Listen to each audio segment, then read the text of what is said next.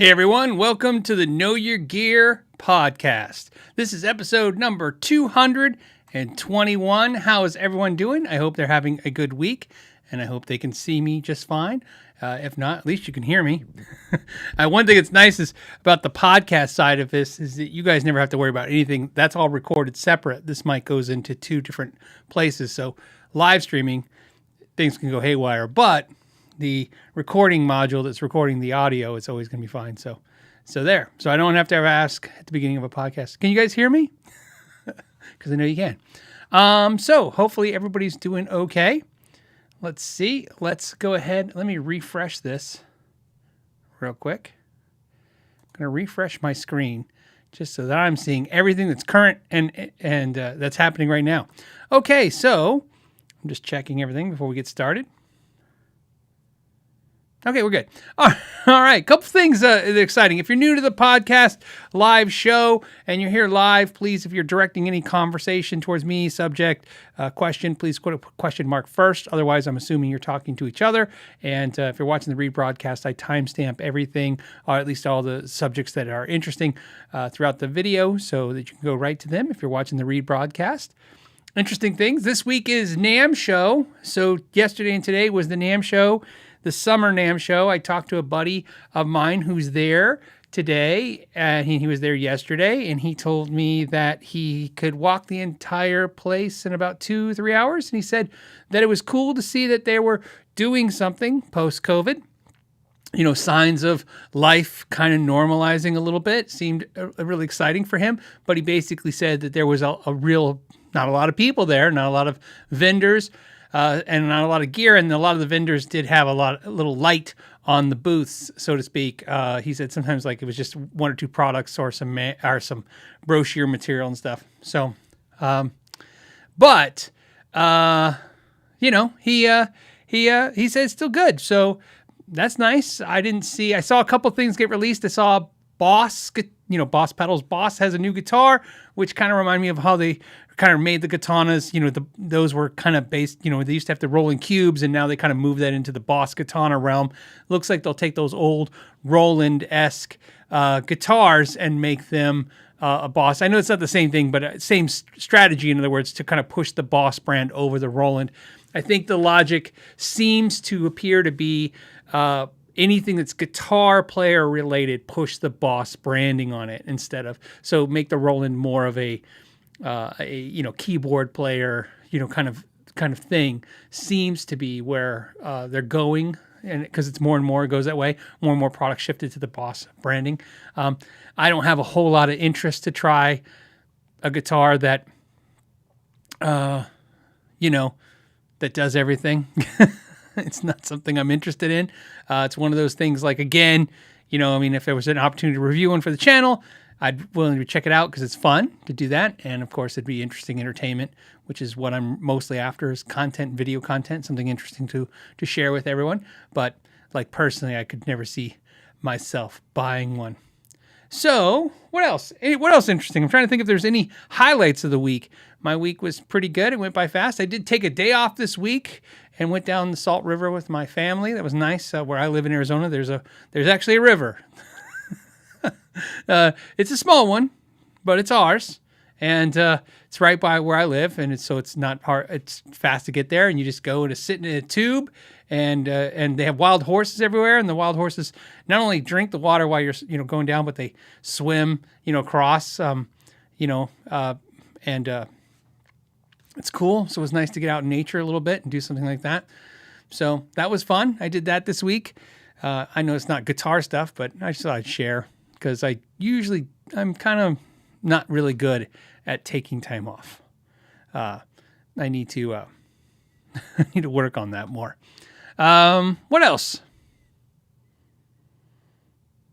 Okay, so I don't know. I know we have questions. Maybe we'll just get right to the questions. Maybe that's what we'll do. We'll get right to the questions. Okay, that's what we'll do. Usually I try to hit some of the earlier questions, and I did grab one. I try to grab anything that might be interesting to you guys. And this one was from Miss Anthrope PDX. Hi, Phil. I want to try to file an existing nut slot using sandpaper over a string, because this is a technique that it's used by everybody, but I've put it in a bunch of videos now. Is there a special type of sandpaper that will wrap around tightly and conform to the shape of the string? I use a stick back, I don't know what you call it. It's sandpaper rolls that have stickiness on the back. Adhesive. Why? Sometimes when I'm live.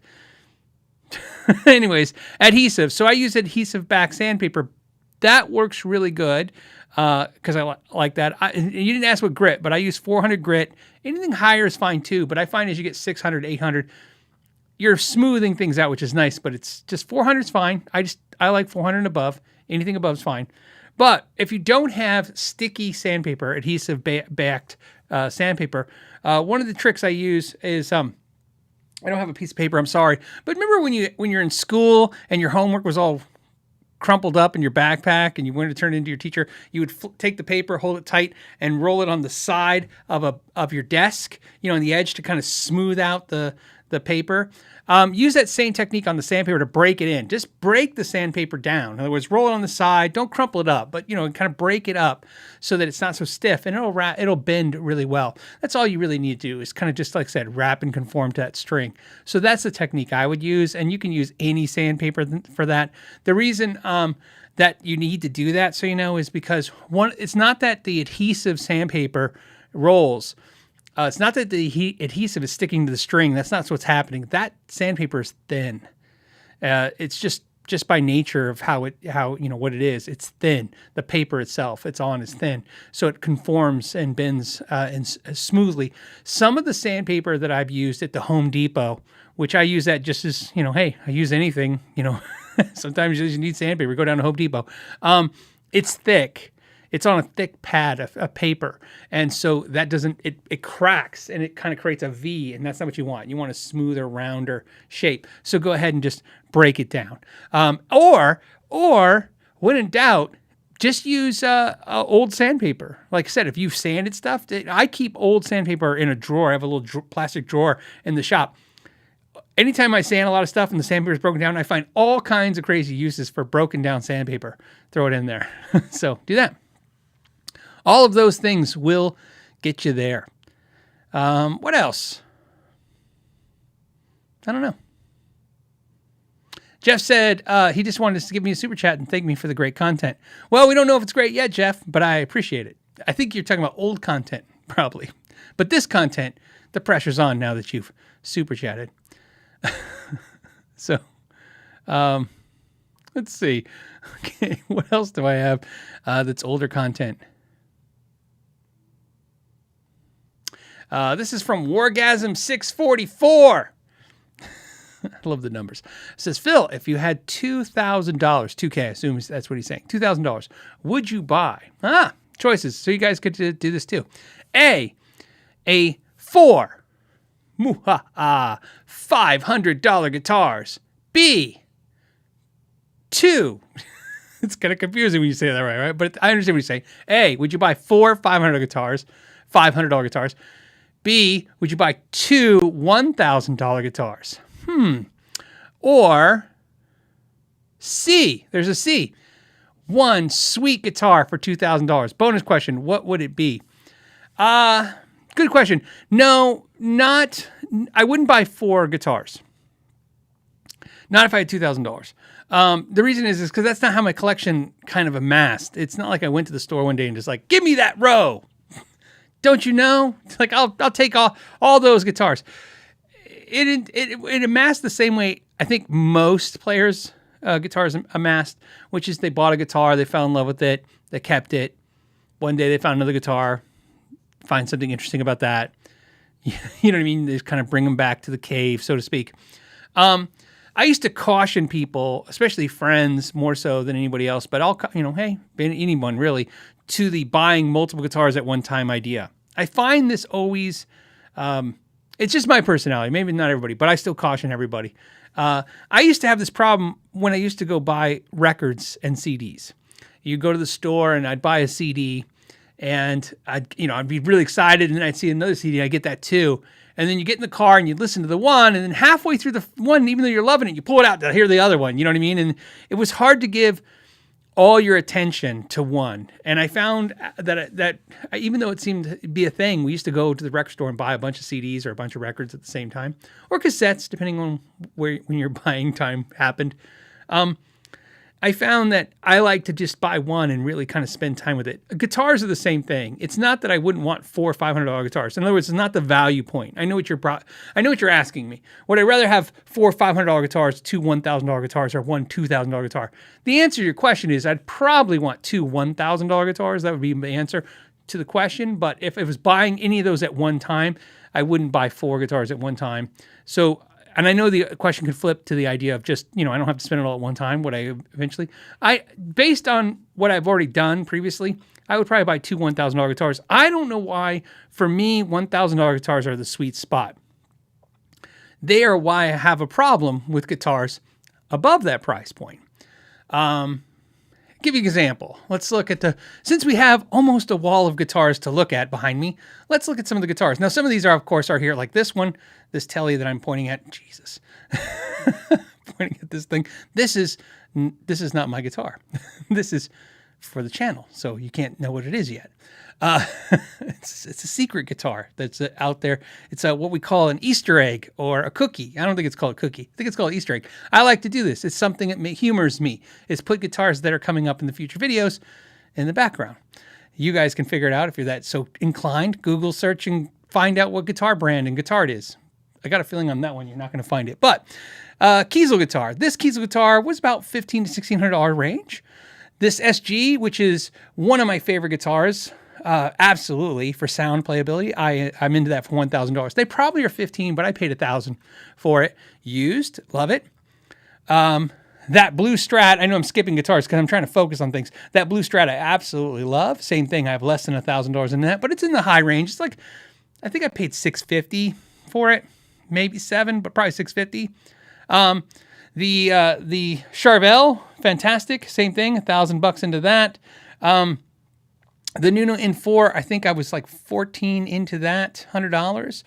I'm trying to stay focused on the guitars that are in that price range behind me. Oh, the S2 behind me, that black one, I paid $750 for that.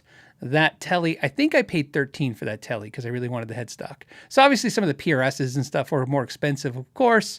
Taylor T5, about $1,000 into that. This Joe Satriani guitar, about $1,000 into that. So if you notice, that's like a sweet spot for me, and it lines up with me. It has nothing to do with what quality guitars are. Don't confuse what I'm saying. I'm not saying to get a quality guitar you got to spend $1,000. What I'm saying is there's something about $1,000 spent emotionally for me that it feels expensive. So it has the danger aspect of it. Look, buying stuff is an emotional thing. People downplay that like it's a bad part of the equation, but it's not. It's part of the equation. Look, if you work your ass off all day, you know what I'm talking about. I don't know how to explain it to anyone else.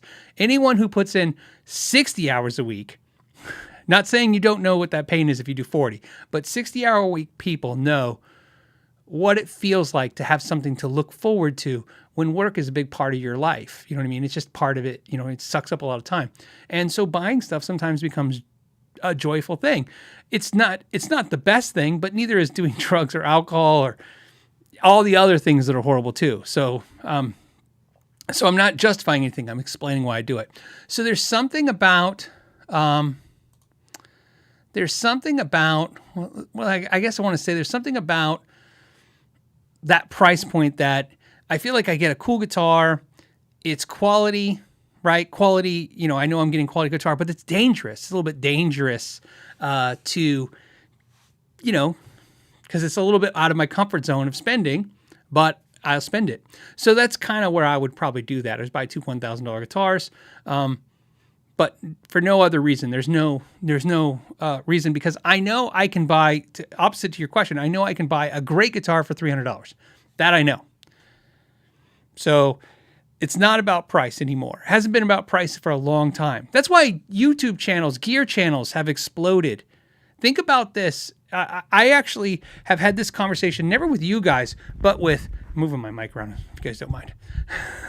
I've had this conversation with a dozen in the last year, a dozen companies, large companies in the music industry and small ones as well, about they didn't see it this way, but I'm going to explain it the way I see it. There's an explosion of gear channels, and it's not unique to gear. There's, for every subject you can think that's interesting, from Legos to off-road vehicles, there are channels dedicated on YouTube to it.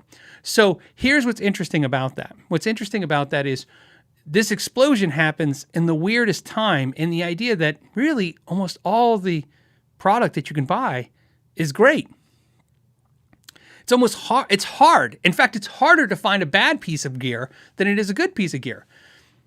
So if you walk in a music store, it's not like back in the day where if you didn't have the money, you walked out with a guitar with action 4 inches off the fretboard and a pedal that sounded like farts and an amp that had no options. That's not the world we live in. In fact, the problem is it's called option paralysis. In other words, it's overwhelming how much good stuff there is. And that's where these channels, mine of course included, have grown off that idea that you get. It's not like you don't know what piece of gear to buy, right? Well, I take it back. You don't. It's not like you can't find a good piece of gear. So I think I'll watch 50 YouTube videos, and at the end I'll know what's a good piece of gear. It's actually the opposite. There's so much good gear. It's how do you figure out which one you should pick?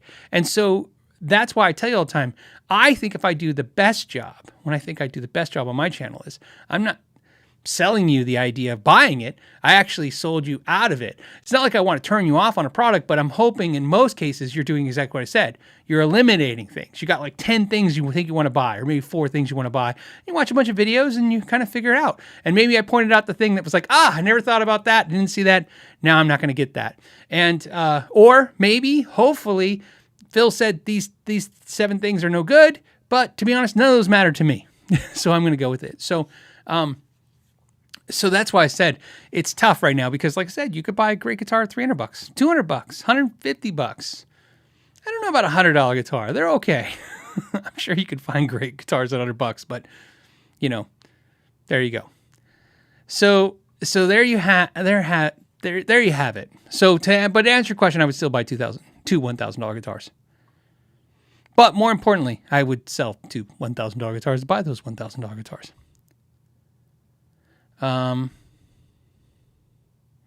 This is, I'm going to try to stay on subjects that seem like on the subject I'm on. David Wolf Sr. said, just bought my granddaughter a Squier Fender $229, put new strings on it and set it up, and it's a great guitar. Absolutely. You got to understand, these guitars are relatively inexpensive to make.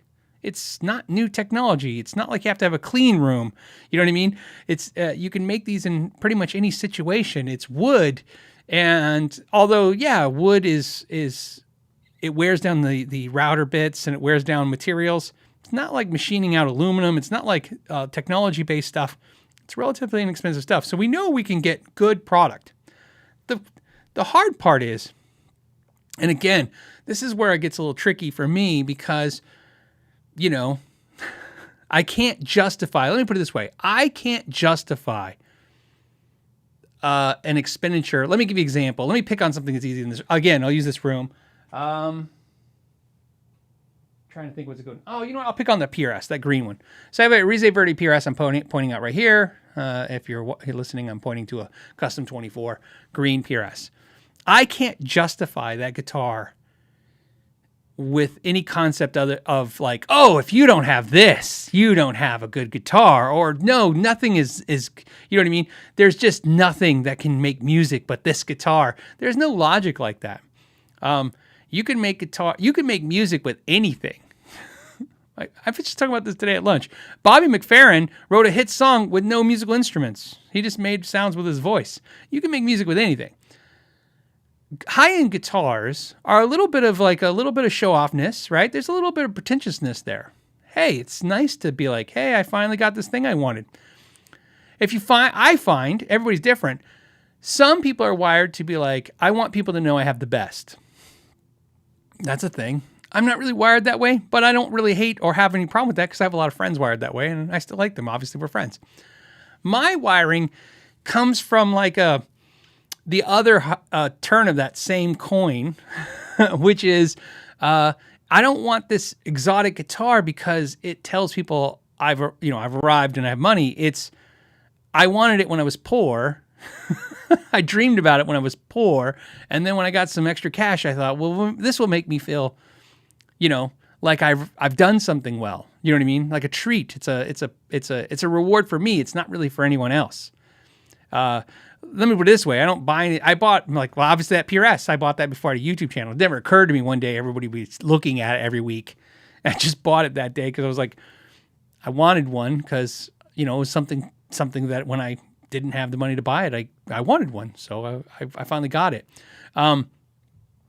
So anyways, my point is, yes, $229 for a Squier. It's a fantastic guitar. It's why I've stayed dedicated. I'm just going to sound cheesy, but I'm going to come across. I stay dedicated on this channel to talk about all price points of all gear. I'm not here to explain or judge people for what they buy, whether it's expensive or cheap. I think it's cool.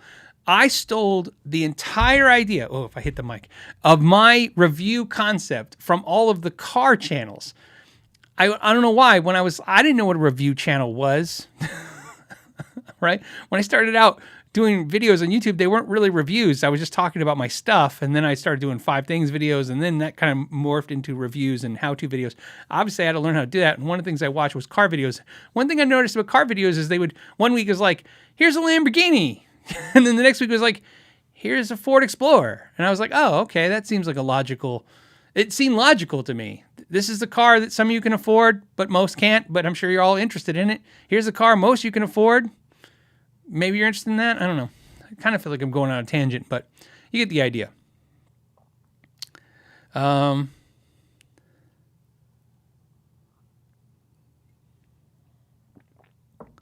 on. I'm trying to grab stuff up based on this. Ibanez Prestige Boy. I'm going to assume you like Ibanez Prestiges. Says, oh, he took it away. Then I'm not going to read it. Okay. And then Darimo. I'm sorry, man. Darimo. I'm going to say Darimo.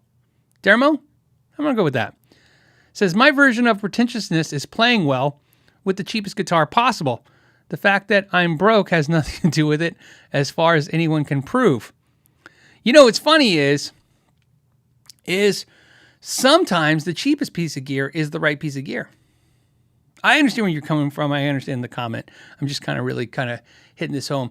I think there's, like I said, this is a weekly talk where we all talk together as a community about things that are really happening out there in the community when it comes to guitar stuff. There is this placating thing. You know what I mean? Let me put it this way. There is definitely, and I'm guilty, where everybody's guilty to some degree. It's how much are you guilty of it? Let me give you an example. If you review a $5,000 guitar, you're only going to get so many views. Okay? If you review a $500 guitar, you get more views because more people are in that price range. More people are going to be interested in a product that they can actually obtain. So there's a little bit of placating about making sure that you put out content that is more specific to people that are the broader market, in other words, right? Makes perfect sense. This has nothing to do with guitar. This is just, economics. You want to talk to the biggest audience you can, and the biggest audience is the middle price, lower price markets of any product, much less guitars. The point is, though, is that there's a difference between saying, okay, I'm going to make a video about a guitar that's a lower price and that way more people watch it. And there's a difference between, in my opinion, pandering to that audience and telling them that that's the best guitar ever and you don't need anything better than that. That's not entirely true or untrue in the concept of sometimes you do need a better guitar and sometimes you don't. You know what I mean? And sometimes, sometimes fixing up a cheap guitar or setting it up is great. Here's what I mean by that. Everyone always seems to think practice is the only solution to a problem, and it is a very important thing. Like I said, you have to practice. You have to be a good player. You have to work at it. But I can tell you right now, it's having a great setup on a guitar is very helpful. And and musicians like athletes, I would never say, like, remember the commercials with Michael Jordan, and they're like, it's his shoes, right? It's his shoes, Mike. It's his shoes, right? And because he could jump so high. And obviously we all knew it wasn't the shoes. However, good shoes on the court are helpful. There's no argument there. You don't need them, but they are helpful. Same thing with a nice setup on a guitar, a nice playing guitar, something like that. An instrument, a better quality instrument takes a little bit of the obstacles out of the way. And you can overcome them, as we all have. I started on a cheap guitar. A lot of us who start on cheap guitars kind of overcome those obstacles. You know what I mean? Let me put it this way. I've played like guitars that were, that are like the ones I started on, 20 years later. And I always think to myself, I don't know how I did this. I don't know how I played this. I couldn't play it now. It's so bad. But at the time, it worked. Okay. Colin James says, I'm still rather shocked how good the Kramer Beretta Special is. I mean, damn good. Of course, again, like I said, it's. I don't think any of us should be shocked anymore. I'm not shocked. I'm not shocked about anything anymore when it comes to how good something is for the price. What I will tell you, though, and I've said this before, and I'll say it again, it's a lot of repeating on this podcast. The Kramer Beretta Special, look, when you talk about $150, $200 guitars, making a great $100 guitar, I'm going to say $100 guitars, in this market even, making a great $100 guitar, totally doable. Making 10,000 exactly great guitars for $100, very hard. Like I said, when you buy cheaper guitars, that doesn't mean your guitar will be bad. It means that you have more probability of it being bad. It is not easy for a manufacturer to make a lot of something really cheap, really good, really consistent. That's where a lot of times, it's not about making the guitar great. It's not about good versus great. It's about how do you get good every time. Every time, how do you get a great product? Like I said, when you go to factories, you really learn this. It's a different mentality than just the end game, which is the consumer and the dealers and stuff. When you go to the factories, you can see it's not just about making a good product. It's about how do they make that product every day, every single one. And what you see is they put up a lot of money, time, and effort to ensure that you get good product consistently. But what you definitely notice is the more expensive the product, the more time, effort they put, the time and effort they put to ensuring that experience is a good experience with you. When the product is less expensive, they put less of that time and energy because they can't. It's just physically impossible based on the finances. Grumpy Mike says, I like to distinguish between cheap guitars and budget guitars. I believe there's a difference. I think that's semantics at this point, right? When I was in retail, I would say cheap guitars, and then like somebody would be like, you can't say cheap, you gotta say inexpensive. And then I'd be like, oh yeah. But deep down, I never really understood other than, I guess the word cheap is offensive. Look, things are cheap and they're good. Things are notoriously known for that. Think about this. There are tons of things. I could cite examples all day. You guys already could probably thinking of some right now. There are companies that are known for making cheap stuff really good. You know what I mean? And so that's not necessarily a negative connotation. That was just all of a sudden a salesman thing to say. Like, oh, it's not cheap. It's inexpensive. It's budget friendly. So, yeah, but I understand what you're saying, Mike. But I understand too. I'm just, at this point, there's no negative connotation with the word cheap in my mind. It doesn't shame anything. It's not hurtful by design. I find the thing that sucks about the word cheap or budget is that when I say something's cheap, everyone has a different, I don't want to say threshold, but everybody has a different idea of what cheap is. And then therefore, when you say something's cheap that happens to be twice as expensive as what somebody else thinks is going to be cheap, they feel like, you're not addressing, I don't know, their needs. I don't know how it works, but what I'm just saying is that I guess what I'm trying to say is I think as a community on the internet, it seems like this seems to be a constant discussion of this price point thing. Price is pretty simple. If you don't have the money, it doesn't matter. If you have the money, then buy it. But as a YouTube channel, when it comes to my channel, I'm coming back to on my channel. On my channel, what I want you to do is I want you to make music. That's the whole point. I mean, I'm not selling any of this crap. right? I could have, like I said, I had a store. I decided at that point I only had one choice. Well, I had three. One choice. Go YouTube only, go store only, couldn't buy YouTube in the store. I had to make one of those choices. That was very apparent. Anybody who's watching the channel knew that was the end of be all. I thought the Andertons guys were doing it fantastically, blending that lifestyle. I didn't want to do that. I didn't want to connect this environment to my store. My store was successful. I didn't really need to make myself crazier and work for more. So I didn't want to connect the YouTube channel to my store. I didn't know I'd get out of that other than more work, more money, but it was more work, right? I mean, for me, it's like I can work 7 days a week and I'll make more money. I already know how to make more money. I just work more. The more I work, the more you can make. If I work every minute of every day, I'll make money. That's a good thing to say, but it's also, what are you going to do? Just work all the time? So the point of what I'm trying to say is that my idea of the channel has always been, these are all the things you can make music with. And plug and play. If you can't afford this guitar, well, then don't worry, there's that guitar. And if you know what I mean? So, and if this guitar isn't working for you, this is how you fix that guitar. And I think that's the way I've been trying to do it since day one, which is why I've been all over the place with my channel and the types of products I review.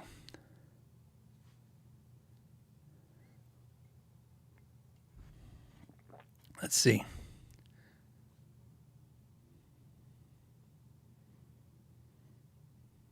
Hold on. I'm trying to, I don't pre-read the questions. I'm trying to, I see Hero Glop. I'm trying to understand the question. I just saw it. It says, what is the most luxury wood we can expect from builders in terms of quality and all the processes until it starts the finishing? Salt electric guitars. So I think what you're trying to what's the most expensive woods, or what's the most, all the exotic woods are hard to get, like Purple Heart. There's Padauk, obviously Brazilian rosewood. What you find is that woods definitely make the guitars more expensive using more exotic woods, but nothing makes a guitar more expensive than its brand, without a doubt. That's absolutely true. So brand is powerful, and I am absolutely a sucker for it. I can't help it. I buy off brands because I know I save money and I'm happy with that, and I buy brands because the marketing works. So, and then DTube says, Phil, the word cheap universally denotes something poor quality, not necessarily cheap or expensive in price. Sure, but not really. See, again, remember, I can only talk about where I live. Okay? I know the audience is all around the world and all around the country and everywhere, and everybody's got different slangs and tonalities. Where I live, saying something's cheap is sometimes a positive. See, the words have multiple meanings. Okay? This is not exclusive to this word. Tons of words have multiple meanings, right? That's fat. You're fat. That's fat. Man, that's fat. That could be good, right? Right? That could be bad. There's multiple meanings. Cheap is sometimes a win. Like, man, I scored. Let me give an example. I bought this GoPro and it was cheap. I'm actually thrilled that the price was super low. I'm actually excited. That made this thing cool. Like, normally they go for like $150. I got it for $20. Man, it's cheap. Where I live, that is a score. It could be a compliment. Scoring something cheap is good sometimes. Or sometimes something being cheap but being really good, that word cheap gets exaggerated when you say it. Like, man, I got this guitar and it was so cheap, but it's so good. And even though that seems like a negative, it's positive. So that's why I'm coming from that angle, or that attitude, is that's where I live. Where you live, you might not have that kind of slangish terms. But like I said, sometimes, like I said, my Dan Electro right there, 59, is, I don't want to say cheap. It's comparative to the guitars on the wall. It's cheap and it's fantastic. So, like I said, I understand what you're saying. I'm not disagreeing. I'm just explaining the logic.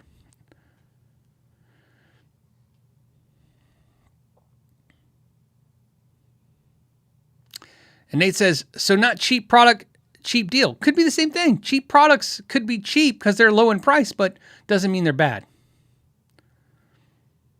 Like, let me put it this way. If you saw a PRS Custom 24 core guitar for $300, it's cheap. But that doesn't mean it's bad now. It just means it was inexpensive. You wouldn't say, oh, you'll never believe the deal I got. I got a Custom 24 and it was super inexpensive. You would say, man, I got it super cheap. So like I said, it's just the way we talk around here.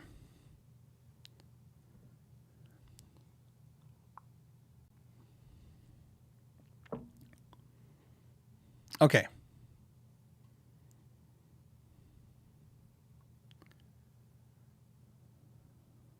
Hold on, I'm just grabbing questions on the subject.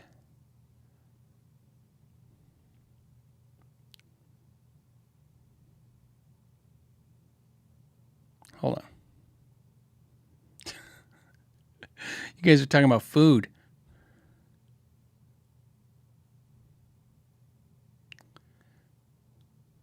Okay, let's go.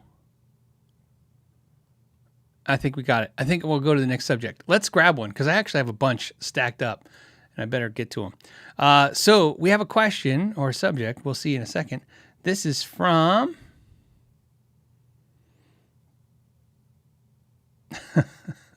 This is from Greg. Greg says, Phil, after your comments on the PRS Vela, I just purchased one.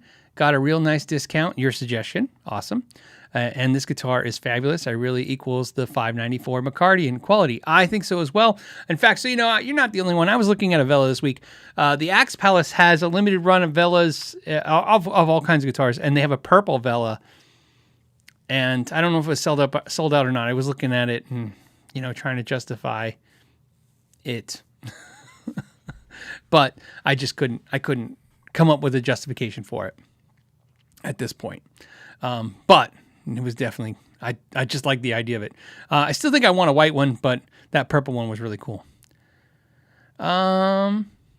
Jane says, plans with my wife tonight, watching tomorrow. Finally got some freeway switches, Strat and Telly, with super fun wiring job. Have you tried them? I have tried them. The freeway switches are really, really cool, so I'm sure you'll enjoy them.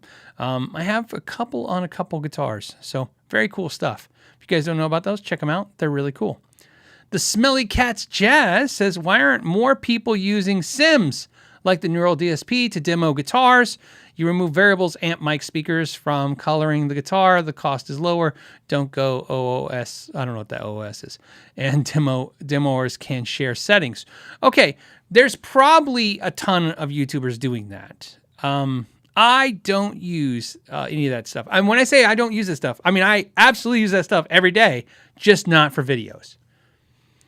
In videos, what I have found is that it's very easy to make something sound very good with almost no experience. You have to understand there's different skill sets that are assigned here, okay? Let me put it to you this way. There is playing, okay? I'll use Pete Thorne because I really like Pete. Pete Thorne is an amazing guitar player. He's a great guitar player. People give him credit all the time, like, his demos are really good because he's a really good guitar player. But he's also a really good studio engineer. He has a really good ear, and he's really good at knowing how to record things. So he can not only play really well, but he can make things sound really well. So he's really effective at making something sound really, really good. That's great. Yes, I can't play like him, and yes, I can't do studio work like him. So obviously there's no way I could do that.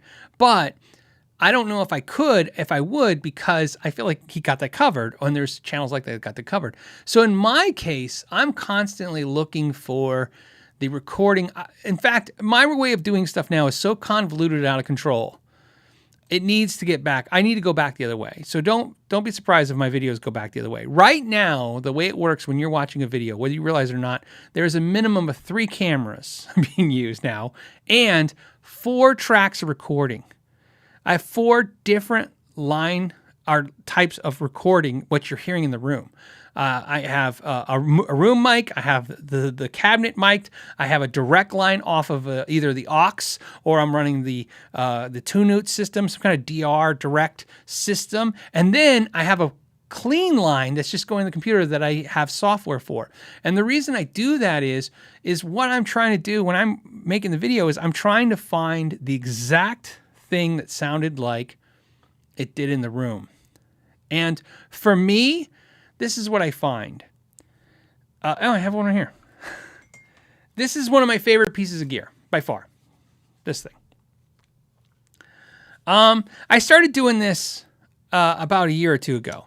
I've had multiple versions of this thing over the years, but this one, what I started doing was, because it was easy, I just put an SD card in it, I turned it on, and I would record in the room an SD card version of this, okay? And sometimes I'd put it by the amp, sometimes I'd just put it in the middle of the room, just different things. The point is that every time I was mixing the review, the video that you were going to hear the product, I would try this, and every time, 9 out of 10, it sounded exactly like it did in the room, which is what I'm trying to convey to you. Sometimes when it gets polished, I don't like it to be polished. It's not what I'm after. I'm not here to sell. Again, I'm not here to sell the product to you. I don't give a crap. They don't pay me, so I don't care. If I thought I was going to get, I don't know, commission deal, maybe I would reformat the channel to some kind of deal like that, but I wouldn't be interested in that. But at least it would make sense that way. In this case, what I'm trying to do is I'm trying to entertain you. That's important. Teach you something, whether that's, anything. Just I try to always have one moment in the video that maybe it's highlights some piece of information. But more importantly, I want you, if you buy this product because of my video, I want you to go, yep, that's how it was. And the reason I say that is I get emails every day. I get all kinds of stuff every day, and most of it's positive and some of it's negative, but some of it not negative. Some of it's critiquing. Like they'll say, hey, I bought this thing and it didn't sound as good as yours. I don't get too many of those. But so a lot of the channels that have a really polished sound, they get a lot of that. They're like, oh, it didn't sound like yours. Well, it's because they polished it a little bit. And I'm not saying anything's wrong with that, but I'm trying to give you the truest thing. So to answer your question, yeah, using a neural DSP, using that stuff, it's great. It is fantastic, and it sounds great. A perfect example of that is every once in a while, I can't tell you because I have 770 videos. So I can tell you this. If not every time. So again, let's say 9 out of times, because I don't want you guys to find the one video where I'm wrong on this, but I mean, it's going to be 90% of the time. 90% of the time, if there's no mention of any amps or pedals or anything in the video, like if I'm playing a guitar, if I'm demoing a guitar and there's no mention of anything, that is some kind of interfaced stuff. And every time the comments are, man, the tone on that was really fantastic. Well, because of course it was. It was fixed in the mix, but it's usually not a review if I'm doing that. It's usually some kind of other video that I'm doing. Like it wasn't the intent was, it's not a review video. Maybe I'm just doing an instructional or sharing something with you. So I'll do that stuff. Or sometimes obviously like I'm out somewhere where obviously I don't have amps. So I'm using some kind of interface and doing that stuff. So to answer your question, yes, it's a good idea. That's basically what I want to say. It's a good idea, but it just won't work for me the way I do videos. Like I said, I do long form content. Videos are filmed about an hour long, tons of stuff, and then I just start editing it all down to what you guys see. And that's just the way I like to do it. And I don't know if it's the right way. I don't know if it's the wrong way, but it's what I like to do. I feel good about it. I'm proud of that work, and it performs pretty well. Like I said, I'm not killing it by any means, but it's doing better than some and not as good as some. But at the end of the day, you have to be the channel you want to watch. So that's what it is. Okay. Next question. What's the next one? Next one is Enrico. Enrico says, why do some guitar players still say something has more tone? That's not a thing. It's a qualitative, not a quantitative. Yeah, I understand that. Again, I always remind everybody to remind myself. We talk in this weird language, musicians, but more weird is the language of gear. It's partially analytical and it's partially emotional, and because of that, it's this hybrid of crazy talk. And so what I mean by that is, for instance, Saying something has more tone. It has more tone. I've never really heard that. I don't think I've said it, but who knows? I say some strange things when I'm in a video. Like I said, I'm filming, and sometimes the emotional responses to me is more prolific than the informational thing I'm saying. So sometimes in a video you'll get I say something dumb, like I'm stuttering, and you think, why wouldn't I redo that? Well, I did. It's just maybe I want you to see the emotional response because I think it conveys a message better than what I said. In this case, more tone. It's not just us musicians that use that. Somebody will say this is more flavorful. That's definitely something I heard. Oh, this has way more flavor. And it just, just how we talk. Just, it's a way to say, more. It's got, more. I don't know. More. So think of more tone as more flavor. Oh, this has more tone. It's not really at that point, like you said. It's not a quantifiable thing. It's not something that's like, yeah, obviously this thing has more tone. It's just, it's their emotional part of their response, and it's not gauged on anything real. It's why I found that a lot of channels, if you notice, and I'm one of them too, don't like to use number systems. I actually have done it for, maybe 100 videos. And 100 videos or more, I've actually had a number system. I just chop it out of the videos, and then I've slowly stopped doing it less, like probably 3 or 4 videos. And you guys never saw my number system because the reason is because it's an emotional thing, and it's not just connected. Number things aren't just connected to this weird emotional response that doesn't mean anything. Like I go, this pickup sound is a 4, and then I go, oh, this setup is a 3. And then the next guitar, I said this was a 4, even though the last one was a 3. And sometimes it can be based on not actual real tangible things. Sometimes I'm just in a better mood. That's a thing. That's why sometimes I don't know about other channels, but me, sometimes I can go days without working on any content because I'm just not in the mood. So I have other stuff to do. I obviously have a full-time job too. So I'm just doing this stuff.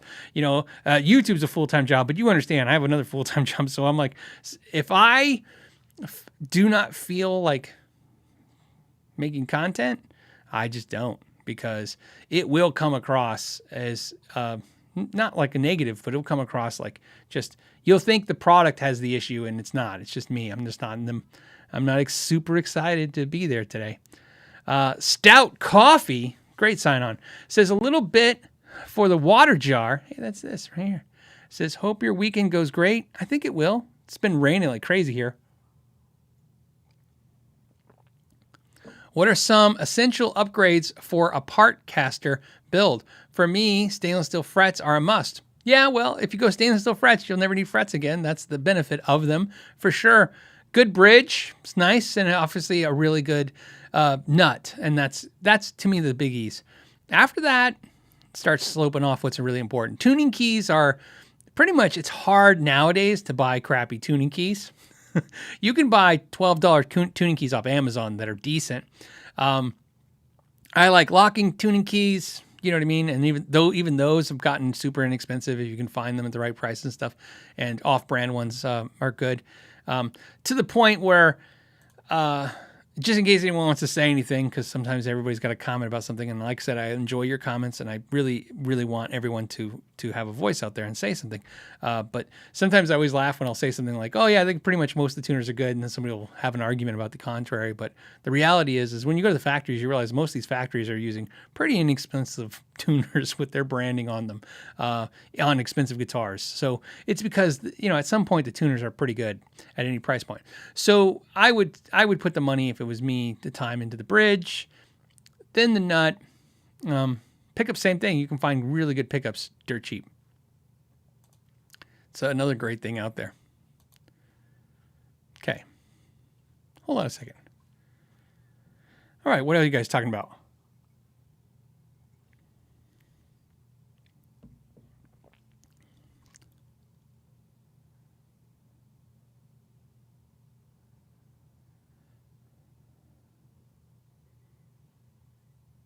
Okay. All right. As I'm so quiet because I'm reading. All right, let's go back to Litvey. Hey, what's up, Litvey? Litvey says, what's your favorite and most disliked guitar color? Oh, here Seafoam is my favorite, and anything blue is almost dislike, independent of shade. with only rare exceptions. It's funny. My issue, for some reason, and I don't know if it's my YouTube channel now, probably plays into this heavily. I think it was a thing before I was doing YouTube videos, but definitely YouTube videos now seem to aggravate this problem. I don't have a favorite or a least favorite color, but what I have is I don't like having too much of the same color. It starts bugging me. So like when I see a video and I'm like, man, it's like all blue or it's all purple, it's all brown. Most of my guitars are brown. I would never tell anyone, like it would never occur to me to say that my favorite color is brown. But if you look at my guitars as a whole, the majority of them are brown. So, and it's definitely not because I really like the color I look wood or anything like that. I think it's just, it's easy to get and I don't know, it's fine. But favorite color wise, I have no idea. Usually for me, my favorite color is anything new at that exact moment. Anything new color that I've never had before. I don't have a lot of it at that time. Like the purple crackle guitar, which was like right there. Or that green one. Think about this. When I order guitars from companies, a lot of times, like that green, see the green G&L, I ordered that, and then the Kiesel, the purple crackle Kiesel. A lot of times when I order guitars from a factory or something custom order, first thing I want is some kind of custom color. I do, and I've said this before, I do like owning something that no one else has. It's kind of fun. It just makes you feel, unique. It's nice. It's nice to be like, oh, what do you have? Oh, I have a red Strat. Yeah, so do I. It's nice to be like, oh, I have a, fluorescent purple Strat or something. So, Randy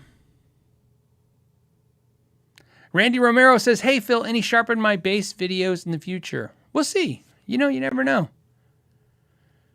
I had a weird thing happen. I did receive some bass parts from a friend who owns a company, but he's still a friend. And I thought it might be cool to do a video with those, but I haven't figured out what to do yet. Steven says, Gibson Les Paul style neck repair, help. Okay. Break is in the middle of the neck, closer to the body. Okay, what concerns me about that is usually when we talk about a neck break, we're talking about the headstock, and therefore it's after the fretboard. So what I don't know from your question is whether or not the fretboard cracked. That concerns me because obviously there's a truss rod in there, but also the fretboard cracking. So I'm going to have to make some assumptions. Okay. So first, he says the question he has is obviously. Should he use splines, type-on glue, type-on wood glue, hot hide glue, bottle hide glue? Any suggestions, please? I use type-on glue. There's definitely luthiers and techs that use hot hide glues. I use type-on. I have no issues with it. It depends. In your situation, without seeing it, you're saying it's broken in the middle of the neck. There's a couple things. First, I would definitely do splines, and I would definitely use type-on. However, all of that would revolve around whether or not that fretboard was intact. So if your fretboard, hopefully sometimes what I'm hoping happens is it flexed, it cracked, you have a big crack, obviously because where it's at, the fretboard didn't crack, it flexed, hopefully. A couple things you have to think about now is, so how I would treat this problem is, I would want that fretboard to be the kind of like the back brace, you know what I mean? So I would glue the neck, to put two splines in it, and fill that in, and then have to refinish it, of course. But if the fretboard did come loose, because sometimes they pop off, which is sometimes nice because it's better than the cracking, you have to reapply that. So in that case, that would be the reinforcement again. But if it didn't crack, one of the things you're going to have to think about is if it flexes, probably the frets got lifted a little bit, so you're going to have to dress with that stuff. It's a lot of work. So, but yeah, it all can be done. There's certain things, we talked about this a couple weeks ago, maybe even last week, somebody asked me about jobs I turned down, and I said that's when I referenced. Like I've done, in just this year, I've done about six broken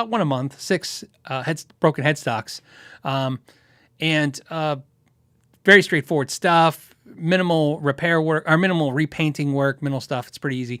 Stuff when it gets a little bit more complicated like that, I actually have a resource for that. I actually sometimes will send that up the line to do that. It depends. It also depends on your budget. So In other words, if your budget is really low, sometimes I have to eat all the work and do it myself because I'm trying to help you out. Hit your budget. But a lot of times I have friends that can do more intense work like that. In your case, you're talking about doing yourself, so that's not going to be the issue. But like I said, I would say, yeah, you can definitely glue. Look, if it's wood, it can be glued back together.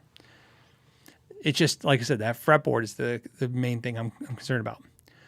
Jeff's question is, this one's for the NYG, Know Your Gear, Moderators, NY Gear Swag Fund. Oh, it's going to create a swag fund. I appreciate that, Jeff. However, I'll put it towards the swag fund, but we'll do some more swag for the Moderators. We did the mugs. My wife already intends to do a shirt next, something like that, because that's what we talked about doing first. And then, I don't know this to be true. Okay, I can only tell you what I think. I don't think it mattered. My wife got a new machine that heat presses. Like I have my old school mug today. This is an actual one that I bought off with the original logo, pre 100,000 subscriber logo. So I don't have one of her mugs. She got a machine that uses heat to imprint graphics into mugs, and she had bought that right about when I said, let's do the moderator shirt. And then because of that, she wanted to make them mugs because she had this ability and she thought it was cool because it was personal and she could do it herself. So that's why they got mugs. But I don't think that she ever ever stopped the idea of doing the shirts too. We're going to do the shirts and something else. So, but yeah, I appreciate the fun, but don't feel the need, guys, to super chat me for the moderators. I do that. We do that here for the moderators as a thank you. You guys are already supporting the channel. It's just kind of allocated out of this, you know what I mean? Out of the funds of what we do here, to do stuff like that. Jeff also did, this one's for Phil. Thanks. No, now here's my speech. Jeff, don't do that. Just thank you, Jeff. I appreciate you, man. I appreciate it. It's very kind of you. And it's always a nice time to say thank you to the moderators. Moderators. Monitors. I guess they're monitors. The moderators. They're always dealing with something. There's always something every week, as you guys know. We try to keep the community as positive as possible. It's very hard. It's a very hard thing to do in this new world where all of the crap, the cesspool, is that it? Cesspool? All the crap in the world leaks its way into everything.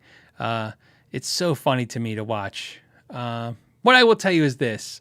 I hope you guys have this attitude. I hope you can adopt partially part of this attitude. When you watch these, I don't know what you call them. I guess we call them trolls. But when you watch people be horrible to each other on a guitar channel, I honestly feel horrible for them. I feel horrible. Like, don't get me wrong. I have never lost a night's sleep for any of the stupid crap people say about me on these live forums or on comments and videos. I've always felt horrible that I'm like, this is what you're going to get mad about? This is where you spend your time? This is what you're going to do with your life? This is it? And I feel horrible for them. I feel real empathy and sadness because that's a miserable person. And let me tell you, being miserable is an easy thing to do. It's the easiest thing to do. Remember, being in a bad mood is just default for almost everybody, including me. Default. My default position is not to talk to people. How about that? I'm like one of those talkative persons you probably know and you see every week. And my default position is to not engage. Is to ignore and not talk to people. That I fight. I've been working at it my whole life at talking to people because it's instinctively the last thing I want to do. As we've all talked about before, how I don't talk to my neighbors. Look, if I can find any reason not to talk to somebody, I will take that reason. But I will find as many reasons I can to talk to people because I found it and it's better. LPD, Lawrence says, misery loves company. Well, of course. And again, that's the sad part. Like I said, you just got to feel bad for them. It's true. It's the reality of it. OG says, Phil, you might have noticed your hair is missing. Well, I haven't looked under my hat. Are you sure it's missing? What if I have hair under my hat today? You don't know. Remember, a hat is a bald guy's hairdo. All right. All right. Yeah. And Jeff says, and a lot of you guys are echoing the sentiment that you truly hurt people that are, yeah. And you can understand, man. And like I said, I feel bad for them not because they're, bad or horrible, because it's a hard thing to look. I have friends that are sometimes not great. Sometimes I'm that friend that's not great, and you have to ring them back in, and sometimes they have to ring me back in. You got to build a community around you that basically wants you to do well and wants others to do well. It's really hard to do. So thank you guys for supporting this. I hope you guys are finding this enjoyable each week. Just mindless talking about guitars. That's all it's about. I hope that's good. What can we say about the next subject? What should we talk about?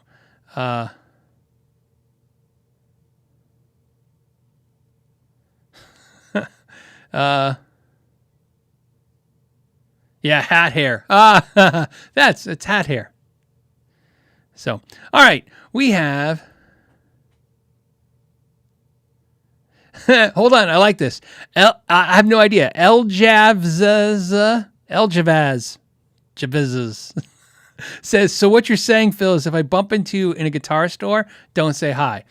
No, what I'm saying is that when you say hi to me in public, anyone, I don't mean people that know me from the channel. I mean anybody, relatives, friends. When you say something hi to me, don't ever feel weird if for 1 second I look like, just for 1 second, like I don't see you. I do it a lot. I'm laughing again, awkward laugh. I will do it. You'll be like, hey, Phil. I'm like, oh, hey. Like for 1 second, my default position, that's what I'm trying to say. My brain says, run away. But look, man, I'm always better off talking to people. I think everyone is. It always works for the best. I have very few encounters where I go, see, that's why I should always never talk to people. Most of the time, it's a great experience. But I think that's what I said. So no, please talk to me. Why not? Landon says, what's Landon up to? Landon says, I see trolls as people using us as their punching bags for their issues. Sure, of course. Tyler Larson told me this really cool thing when I met him the first time. And he was a big channel then. He's a bigger channel now. And the reason that's important is, Landon's got a channel. Look, everyone who's got a YouTube channel, I don't care if you got 5 subscribers or 500,000 or whatever you have. The bigger the channel, all it means is you're seeing more of that same thing.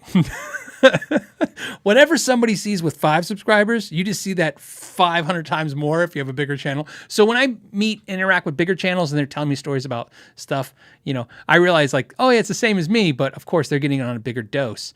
And the first thing he ever said to me was trolls are always jealous people. And I honestly believe this still. I think, yeah, they're jealous of you, but I think most of the time for channels like me that are not so much like, he's like a big thing. In other words, like his channel's predicated on the idea that he's doing this really cool thing, where my channel's more of a, like I said, communal thing. It's community, kind of like, hey, everybody can hang out with Phil McKnight. He's like this average dude. And in that, I don't think that they're necessarily jealous of the channel. I think they are upset that they don't think that someone who's so average should have anything, because they're probably average too. Let's face it, a lot of us are average. I just lucked out a little bit on YouTube. That's it. Got a little bit I made a couple of the right videos at the right time. I'm not a douchebag. Hey, let's face it, in today's society, not being an asshole is like a quality. Used to have to be interesting and be a decent person. Now, just not being an asshole. Now all of a sudden you're like, you're something to talk about. But anyways, my point is, I think sometimes that's what it's more focused on. But Landon, you're right. But hey, you know what? The important part is this. Everyone's welcome. And that's just the reality of it. If they want to, hang out. Talk guitars. A lot of people asking about sharpening my axe guitars. I am so behind on that stuff still. So we'll get to it. I just don't like talking about it as much as I used to, because when I talk about it, I find like I don't want to promise. I always say things and then it doesn't happen the timeline I said. So.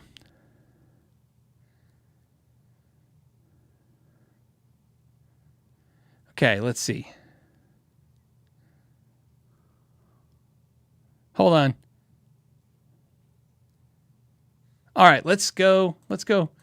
So I'm in the wrong screen. You always tell when I'm wrong screen because look, the light goes away. The wrong screen's dark. Okay, so we have, that's my way of buying time when I say, and we have Jeff. This is Jeff with one F. Okay, Jeff with one F says we have an Ibanez AF55, very inexpensive. So it's not cheap, it's inexpensive. It's very, very clear. Okay, but gorgeous hollow body, sounds great, acoustic, but pickups don't do it justice at all. Recommendations? Yeah, I think, look, again, from what I've learned from the factories, hollow body guitars are expensive to manufacture. They don't sell any. Remember, because one of the things they do is to get manufacturing down is a lot of stuff, make a lot of something. And hollow bodies just don't make enough hollow bodies. They don't make as many as solid body guitars. It's obvious to figure out. It's like, hey, look, if you want to know who sells more records, rap, rock, or jazz, go in a record store and look at the sections. Here's your jazz section. Anyways, my point is, it doesn't mean I'm not talking about quality or talking about good. We're talking about sales, right? So same thing with electric guitars. Go into your local music store and look on the walls, and the majority of the guitars, are going to be acoustics or electrics, and the hollow bodies are going to be this. The hollow bodies are not as sad and depressing as where the left-handed guitars are, but they're pretty close. That's my shout out to your lefties that you guys get no love. But anyways, the point is that makes some low volumes make them expensive. Plus the process. Remember, a lot of the way to get the process down. Look, everybody talks about labor costs. That's a factor, of course, right? We all know how the world's working right now. However, don't forget machines. Machines are what's bringing down costs too. I mean, the machines, not CNC machines. CNC machines have been around a long time. The types of CNC machines where basically they can make stuff where you just have to fine sand it is impressive. I mean, they used to rough cut guitar bodies that just had to be finished out for hours and hours and hours and hours. You know what I mean? So the machine was just basically there so that there was less issues with the workers losing fingers or getting hurt, working on this, with the machinery, or I should say tools, not machinery, working with the tools. So the machines were there just kind of cut down the stuff. But now the machines aren't there just for that. The machines are there to pretty much do the work. Especially, like I said, some of these manufacturers in Indonesia, their machines will almost complete a guitar with the machines. It's pretty impressive where it's just fine sanding. So my point to this is, you can't do any of that with a hollow body guitar. It's just like an acoustic. It pretty much all has to be like you wet the wood, you put it in the jigs, they clamp everything, and it sits.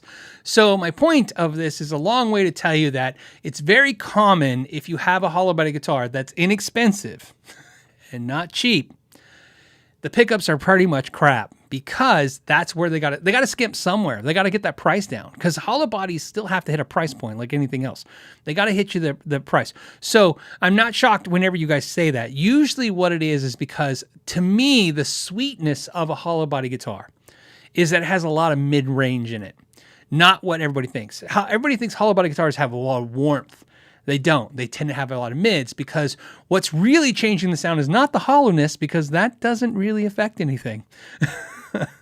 That's not even tone wood. That's tone air debate. Whether or not a hollow body guitar, the hollowness is, we don't go down that road. My point is that a lot of times it has to do with how the string vibrates and how it all works together. And in my experience of the guitars, is that the hollow bodies tend to have more mids, that's where they're great. When you see a lot of great players like, everybody from the Beatles to the Foo Fighters sing hollow body guitars, you can see they have a lot of big, thumpy, round notes. And that's because the mid-range is there in the guitar to give those notes some fullness. And the problem with that is, you kind of got to get out of the way of that guitar when it comes to a pickup. So a lower output pickup, like think about this, like the Gibson 57 Classic. Pickups like that are just fantastic for guitars like that. Low output, not a lot of magnetic energy, not a lot of winds on them, so they're not really pushing everything, just picking up what the strings are doing and kind of sending that to the amp. I found that's a great combination. The problem is, believe it or not, those pickups are the hardest to make. It's easier to make the pickups that kind of throttle everything out. So what I would do, I'm sorry, Jeff with one F, is if you have a multimeter, please do the test that I show everybody. That tons of channels do it. We all do it. Plug into the pickups with the multimeter using the cable trick. See what they're outputting. Right, we won't know what kind of magnets are in them, but my guess is Ibanez inexpensive hollow body, probably some kind of big hunk of ceramic magnet in there, right? Because it's easy and it's cheap, but that's not really going to be the problem. The problem is going to be the wines. I bet you they're going to read a little hot. In other words, a lot of resistance. I couldn't guess. I'm going to guess maybe 13K, 14K on the bridge, something like that. Maybe the neck, maybe not so much, maybe 9 to 10K on the neck. You'd probably want to see them around 9K in the bridge and 7K in the neck. Actually, to me, some of the sweetest pickups for hollow bodies are the Eric Johnson set from DiMarzio. But I mean, or anything spec like that, low output pickups really seem to sweeten up what that guitar wants to do on its own. So those are the pickups I would look for. But again, those are just my suggestions. Everybody's going to have a different suggestion, of course. But that's just. But when I tell you this, I want to be clear. Part of the way I come at things isn't just like what I like too. This is what I've seen successful with. I've done this for customers' guitars. Majority of the time, they're happy. So this is what I like, and this is what I've seen a lot of times when you do that. They like that too. So again, you can go with any brand of pickup, but go a little lower output and see how that works. So try that. That's my suggestion. Next, we have Fred. Fred says, "Hey Phil, when measuring action 12th fret, do you fret capo the first fret? I've seen both. Yes, no, don't seem to." Music Radar says yes. No, when you're talking about the action, we're measuring action, you do not need to fret the first fret. You just want to see where the string is landing.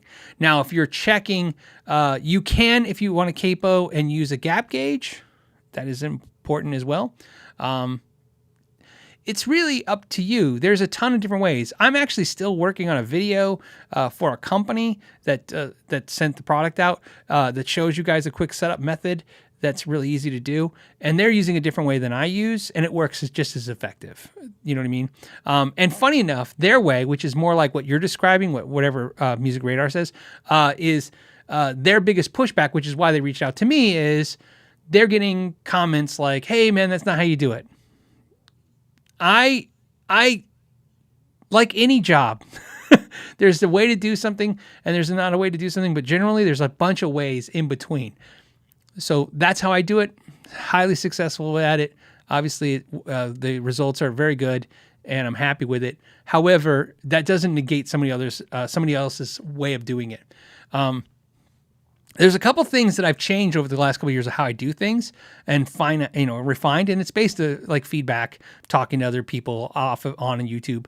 But essentially, that's the way I like to do it. But you can do it multiple ways. Like I said, there's tons of ways to do it. What you want to do, though, this is the important part. So I'm just not giving that whole, do it every way you want. It's not about that. You need to figure out, try a way. If you don't have a way of doing something, pick somebody, do their way. Okay? That's how it works. It's just like playing guitar, right? You don't know how to play guitar? Play somebody's music, right? You can learn chords, but a lot of us just can't start songwriting just because you know 3 chords. You got to learn somebody's music and see how they write music. And then watching and dissecting and listening to how they make music, you figure out what works for you. Setting up guitars generally works the same way, which is why so many people can go to different techs and have different responses. That's why one thing I love is sometimes somebody will say, well, this guy took it to this guy and he did the work and it's horrible. Yet that person has been there for years and they get hundreds of guitars sent to them and they're doing fine. It's because, like I said, not everything jives. So try, if you like the Music Radar way, do it that way if it works for you. If it works for you and the results, because that's what ultimately matters, like I've said before, ultimately what matters for me is what my customer says. Because that's how I get them to pull the credit card out of their wallet when they're done. Because I get paid at the end. This is the important part. I literally I do the work, and then when they're happy with it, I get paid. So I need them to be happy with it. So whatever the results are really what drives that. So for me, that's what works for me. I'm successful over and over again doing it the way I do it. So, like I said, if you don't have a way, copy a couple ways, find the best way that works for you. Andy says, I know headstocks don't matter, okay, to you now. This is true. Hey, you've been watching the show. But if you had to choose your favorite, which ones? What would you choose? Thanks for the great content. My favorite headstock when I was a kid was the Ibanez headstock, the Ibanez RG. It was absolutely, and by the way, it's kind of fun to know this for diehard followers of the channel. It's Ralph's least favorite. He hates that headstock. So it's kind of funny. Like, you know, it's always funny when you're friends with somebody and then like they hate the thing you love and vice versa. But that was my favorite headstock. And I hated the Fender headstock. I just thought it looked old, like old dudes played Fenders. Right? I was 17. What do I know? So, and then over time, for some reason, the Fender headstock just became this thing I like. And I think to this day, I think my favorite headstock is the Fender headstock now. I really like it. I think that's my favorite. I don't know. I couldn't possibly. Yeah, it's weird. And you know, it's sad. And second favorite actually is starting to become like Tele headstock. And I used to hate that too. It's weird. So that'd be my favorite. And they were at one point my least favorite. That happens in life. I think I've said this once before. I think the first time I heard Guns N' Roses, I thought it was the worst thing I ever heard in my life. And I remember telling myself, I go, I hope this does not last. This meaning this band. I'm like, I hope they go away. This is horrible. And then, I don't know, didn't even take months. And now I'm a huge Guns N' Roses fan. I just became a huge fan. It's weird. Like I said, it's weird how that works. Doesn't always work that way. Sometimes it does. William says, I have a black Pia. Oh, on pre-order. Knowing the quality of those Ibanez guitars, is it worth having it Pleked? Well, I mean, it's an expensive guitar. It's, you know, that's $3,000-ish, I'm assuming. It's probably $33,000 now. Black Pia I think the Black Pia is the nicest one of all the ones. Color-wise, I thought it was the one that appealed to me the most. Is it worth having Pleked? Well, let me hit it to you this way. Do I think you need it Pleked? No. Ibanez Prestige, which is basically what that falls under, the high-end Ibanez Japanese guitars, that should come flawless. So it doesn't need it. So I'm going to suggest not to do it, but I'm also going to tell you if you want to do it, I mean, you know, per capita, I mean, it's 10% of the value of the guitar, and it's just going to ensure the guitar plays great. But I can tell you right now, if I got a $3,000 Ibanez and I pulled it out of the box and it wasn't perfectly playing great, I mean, obviously, you know, I understand adjusting the bridge or whatever. I wouldn't accept it. So, because that's what you're buying. Not only are you buying because it's expensive, but Ibanez is known for doing great work at that level. So, I don't think you need to do it, but, you know, I like the Plekking idea. Look, I shouldn't. Think about this. Like when I did that video and I started talking about Plekking, that Plekking is like, you know, it's a machine doing what I do. And I have found in my personal experience that Plek cannot do anything better than what a good tech does. But Plek can do something better than what an average or bad tech can do. But it could do it also consistency. So again, it's up to you. It's just like getting a good setup on it is basically what I'm trying to say. It's no different than taking it to your favorite tech after you buy the guitar. I wouldn't say you have to do that, but, you know, could you do that? Sure. So the answer to your question is you could get a Plek. I don't think it's obviously going to hurt. It's up to you. Me, I wouldn't do it, not for that money. I would hope that the guitar plays great out of the box for $3,000. That would be my hope. Christopher Standard Time. Christopher Standard Time says, Phil, I am currently in Tucson. He's in Tucson. Road tripping from seeing my mom in South Texas, and I'm heading back to where I live in Seattle. One for the tip jar. Enjoy Tucson. This is, it's hot here, but this is like monsoon season, so it's kind of cool to watch everything flood for 5 minutes and then go back to 100 and something degrees. It's kind of fun. Enjoy that before you go to Seattle. It's like, I'm assuming you're here this week. I'm assuming it's rained down Tucson. It was raining here. We never get rain. So you came from a place that never gets not rain to a place that never gets rain and it got rain. Maybe you brought the rain. That happens, by the way.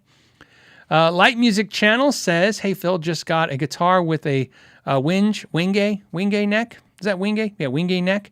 And open pores are getting a bit gunked up. What's your best way to clean that up? Wingate, you want to use beeswax. They sell it specifically for that type of wood, and you're going to probably have to do it on the regular if it doesn't have any finish on the neck. And it's literally a can of beeswax. You can get, you can get some from Warwick. Warwick sells it, but I mean, obviously, it's beeswax, but you need to put it on there. You just put it on a rag, a flannel cloth. Like the cheap guitar polish cloths are like flannel cloths. Untreated ones are flannel, but cotton, flannel, anything like that. Just rub it in there. That will do it. If it it's kind of something that's pretty much should have been somewhere in your paperwork. Should have told you to do that. So that would be my guess. That's assuming there's no finish on the neck.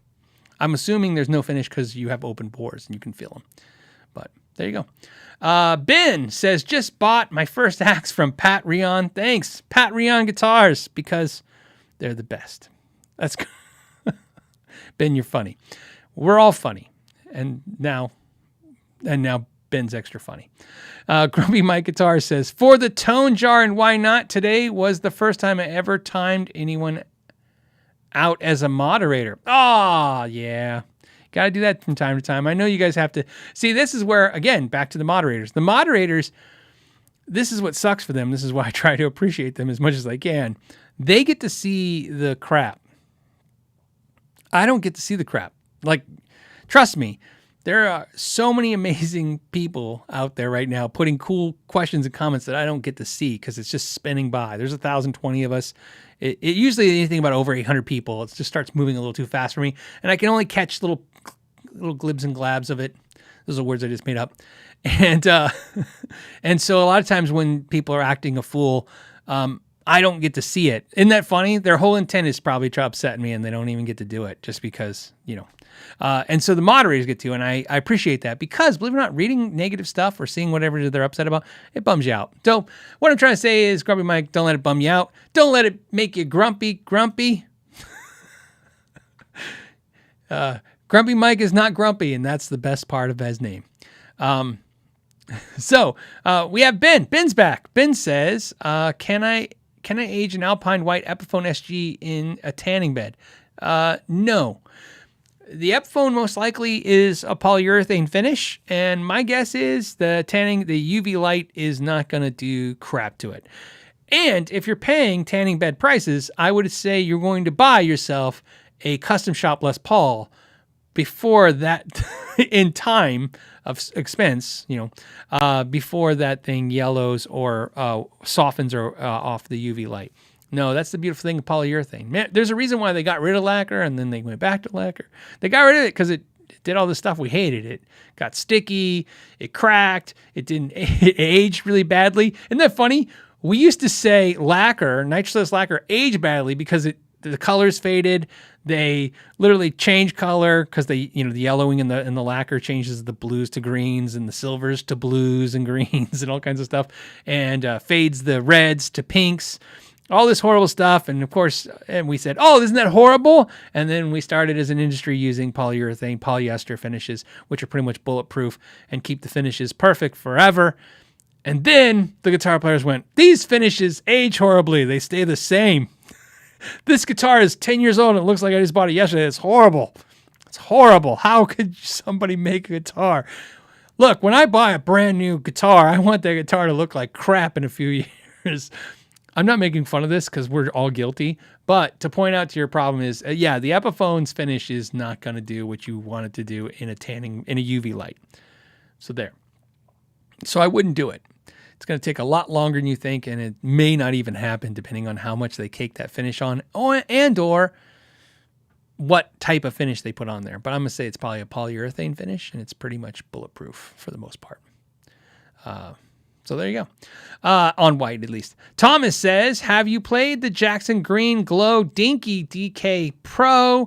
And what do you think of them? I have not played the Green Glow Dinky. I've seen it, though. It looks cool. It reminds me of Predator Blood. But I've played the Jackson Dinkies, the DK Pros. The Jackson DK Pro lineup, that lineup of guitars, which are the Indonesian made ones, what I've seen from those is they are very strange in this idea that I've picked up some and went, wow, okay, this is good. Like, we don't need anything better than this, do we? Blown away. Love the price. Then I picked up a turd. It's not common. Like, I think I pick up 5 good ones. Well, let's say 10. 10 good ones for every crappy one, but they seem to be in there because it's one of those brands where I have trouble recommending it because I'll say, oh, it's great. And then I pick up one and I go, oh, yeah, I hope they don't get this one. So I don't know what that is. Indonesia as a whole, as manufacturing process goes, seems to be turning out consistently year after year better work, better quality workmanship. The guitars consistently year after year, all brands that come out of Indonesia, getting better and better and better. Definitely better today than they were 2 years ago, all brands. However, they still have the same thing. It's very unique to them where it's like they're just really, really good. And then all of a sudden there's one that's it's junk. It's bad. All kinds of issues. Which is why when you buy guitars from Indonesia, you need to try to put your hands on them or buy from someone who can actually back it up with some kind of service or return policy or something. That's the experience I've had. And it's at every price point. So, I've experienced this all the way up the Made in Indonesia line from $200 guitars all the way up to $1,500 guitars. This inconsistency seems to be really normal. And what's interesting is when reading comments from viewers, very consistent. They're very consistent in the comments of repeating what I just told you, that some of the best guitars that they get are from Indonesia, but some of the worst ones they picked up have also been from Indonesia. I'm not sure what that is. So I've been to a lot of factories. Indonesian factories are the least amount I've been to. I've been to Chinese factories, been to German factories, European factories, Japan, U.S., obviously. So no Indonesian ones yet. Maybe I want to go to Cortec. Check it out. What do we have? We have Syndicate. Syndicate says, I have a Strat that makes a buzzing noise when I touch the strings. What could be the issue? Wait, when you touch the strings, it's buzzing? Because that's the opposite of what you should do. Stop buzzing when you touch it. So I have a Strat that's making a buzzing noise when I touch the strings. So obviously something is not connected. That would be my guess. What you want to happen is it's buzzing a little bit and then you kind of ground it out by touching the strings. I'm not looking at it right now, obviously, so I can only give you my guesses. My guess is that basically think of this. So in there's a wire, a ground wire, and it's touching the bridge, the claw, which is touching the springs, which is touching the bridge, which is touching the strings. Okay. So, right. Claw, springs, bridge, strings. Okay. That wire then goes into the cavity of the electronics and it's grounded out to the pots and all that stuff. And what's happening is, in theory, from your description, is that when you're touching the strings, it's making a buzzing sound the same way you would be getting a buzzing sound if you were to touch the end of a guitar cable. In other words, you're touching something and something in there isn't properly grounded out to fix that. So you're going to need to pull that pickguard out and take a look at what's there. My guess is, unless, of course, you bought the guitar used or you wired it up recently, there could be somebody who has connected something incorrectly. But my guess is if that's not the case, in other words, you haven't done any recent wiring and you made a mistake, which happens, or you bought it from somebody else, you probably have a wire that's disconnected. So that would be an easy thing to fix. Look in there. If something's not connected, it needs to be connected back to where it was. That would be my guess. But again, it's a little tricky when you're not looking at it, but that would be my guess. That's my best guess for the moment. Frederick says, hey, Phil, do you think with Fender putting out another Kurt Cobain Jag stain that the current Kurt Cobain Jaguar will go out of production? It may. If we're going to guess like anybody else, it's going to be, my guess has probably nothing to do with the Kurt Cobain estate, mandating like only one guitar being produced at a time. It's going to be Fender it's easy. If there's enough market for both those guitars to exist, they exist. If there's not, they don't. It's really that simple. Fender is a company and all companies want to make money and however that works. So if they think making money is going to be basically making 2 of those guitars, they'll make 2. If they think that the new Jag stain is cannibalizing the sales of the Jaguar, then the Jaguar will go away. Or, like I said, they may have already made the decision before they even started the Jag stain that the Jaguar will go away. So what I'm basically saying is I'm just giving you a guess. The guess is I have no idea. Usually it's not typical to see an artist with multiple guitars from Fender. It's not, obviously you don't see it too often. You see them usually with one model. So I would be not shocked if the Jaguar went away. Either way, I would get one if you're interested because, hey, two things. One, it'll either go away, and so you got one ahead of time, or the price is going to go up because they keep jacking up the prices, and that doesn't seem to be stopping anytime soon. So either way, if you want one, I think you just found a good reason to buy one. Or better yet, find one used and save some money. Arturo says, what do you think of Music Go Round as a franchise? I'm not sure I see an advantage.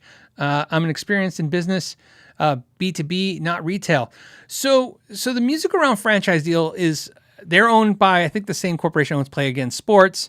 Music Go Round franchise. When I opened my store in 2004, that's my plan was, and where I live now in Phoenix, there was 3 Music Go Round stores, and they were killing it. They were making tons of money. This is pre-eBay. Now, eBay was around, but we weren't using it. You're thinking 99, or you're thinking 97, 98, 99, 2000, 2001. Think about that 5-year period. eBay's around. There's no reverb, right? Musicians' Friends still send out catalogs. Music Go Round was like the place to be, and they had a formula that was fantastic. It was half rule. So it's like whatever you traded into them, they give you half of what they can sell it for. So you're like, it was perfect, right? So you knew, you know what I mean? And everything they sold used was half of what you could buy for new. So that's why it was the half rule. It was really cool. You go in there, and if a Strat was $1,000, they'd have it used for $5. And if you had one, they give you $250, which sounds horrible, but it was easy for you to figure out. You went down there almost knowing what you're going to get, and you could strategize and buy the gear, trade up the gear you want. They were fantastic. And then they all went out of business. I have friends that worked there. I have friends that were managers there, friends that were employees there, and I've heard all kinds of horrible stories, not about the franchise, but about the owners. Something happened. Doesn't matter. The point is, it looks like the owners were the reason they closed, and my great idea was to open one, right? Which is what I was going to do. So I thought I'd open one. So I reached out to them, and if you have done that, you know that there's multiple levels. First you got to inquiry to get your franchise packet, which I did, and then you have to kind of prove to them you have money, which is credit. You have to have credit because they're going to put everything on credit. And so I did that, and then they start giving you.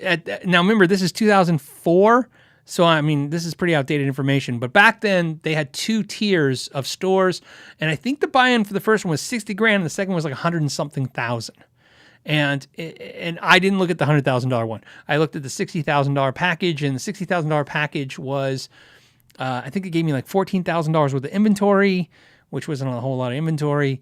And then, of course, like they would teach you how to hire people and put up your signage. And, of course, they have a layout for the stores, and this is what they taught you. And what happened with me was I sat down and I was like, well, I already know how to hire people. I mean, I was hiring people for a decade in corporate land. So, I mean, hiring people, managing people, that's all stuff I already did. I already knew how to get signage. I already kind of understand this stuff. The thing I didn't understand was retail. Like you, I wasn't really a retail person, so I didn't know that stuff. But really what I did was I thought about it, not anything against Music Around. I think they're great stores. And when I usually go in there, when I go in the one in New Mexico, that's a great store. I just thought for the money, now again, that was at that time, I could open a store for a lot less money and run it at a loss a lot longer. And that's what I did. I opened my store, and that's basically the strategy I did with my store was, okay, I'll open the store with more inventory than what they were going to give me because I figured, okay, more inventory is better. And like I said, because I wasn't doing that other expenditure to pay them for all these franchising fees, I could basically cut prices harder and give that money that I didn't spend to Music Around to my customers, which really worked out for me because where my store took off in the beginning was I was undercutting everybody outrageously. You know what I mean? Because I wasn't really interested in profit. I was actually like at that point I was market share growing. I was just trying to get my little.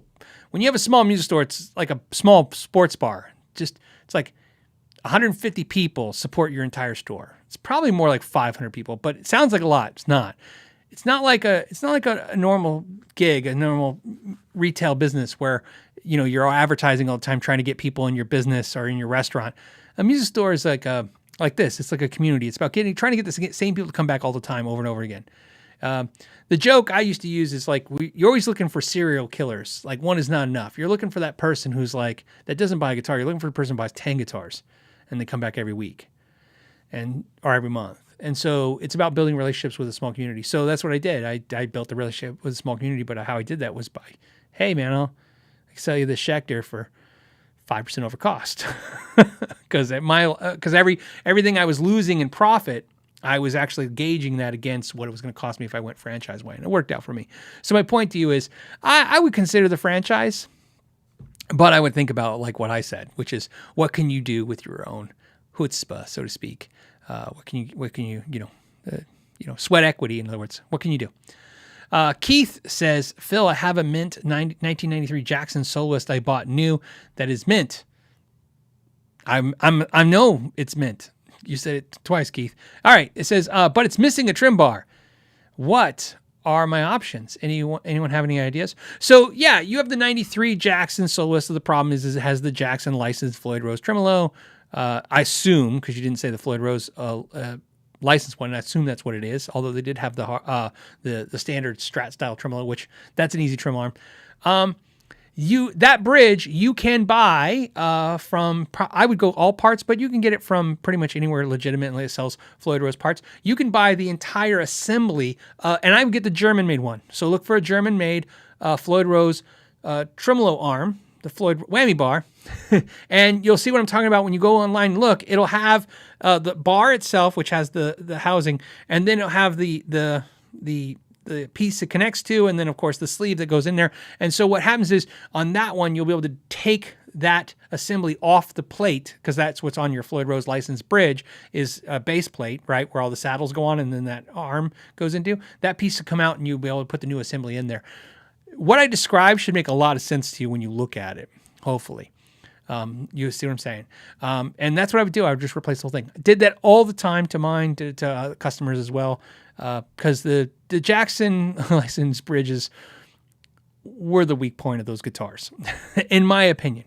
They were just always for shit. And so that's the one thing I would upgrade right away, is that tremolo arm. You can upgrade with a new bridge, but again, you can buy that tremolo arm for about $25. I'm guessing, because I haven't bought one in like a year or two, so who knows now in the new market. It could be $50, but I used to buy them for 12. So I'm just assuming they're 25 now. And like I said, you can get all kinds, but anything German made is just, you'll see it when you put it in. It feels great. It locks in tight. It feels quality, because they're actually using steel, and it seems like it grips a little better. Jimmy T568 says Highlander Music and Sound opened. Oh, awesome. My brick and mortar. So he's talking about his brick and mortar is just open. It's in Australia, right? If I'm doing off memory. Did very good local music shop, made an offer I could not refuse. Now I own a restaurant. Less stress. I'm assuming you're saying less stress. Less trees. Because he said less trees. Okay, so Highlander Music and Sound opened my own brick and mortar. Did very good local music shop on an offer. So now you're in the restaurant business. I think you're not going to be not stressed for too long. I'm glad. I'm excited for you. I've owned many. Let's just put it this way. I've done a lot of things. There's stress in everything you do. If you're the person that has to be called at midnight because you're in charge, there's some stress coming your way, buddy. But good move. Jacob King says, I recently saw an ECHI 10 Ibanez. That's the new one, I think, right? Says, looks good. This is one thing about Ibanez and all their freaking numbers. But will the Evo Gold frets on it last like stainless steel? Looking for a guitar that can take the mileage. I've had good experiences with the Evo, the gold frets. They are pretty hard. I don't know the makeup of them to give you the math, and break it down. I can tell you, stainless steel is going to be one of the hardest materials, so it's going to last the longest, but I don't think the Evo Golds are anything to worry about. I also don't know how hard you're playing and how often. But what I can tell you is musicians have been playing with nickel frets for a long time, and you can go pretty far on them for most players. So I would imagine the Evos are harder than that. Jack from Philly. This is one for Mrs. McKnight. Ah, see? So I'll get her a beer. I don't think she drinks beer, but I'll get her beer anyways. Shut Up, Let's Talk says, what up, Phil? Any fun guitar conspiracies to share? There's no conspiracies? Conspiracies? I don't think we've ever done any conspiracies on the channel. Maybe that's something we need to do. I don't think there's a good guitar conspiracy. Yes. Yes, I have a guitar conspiracy. Let's start one. Guitars made in America are made in America.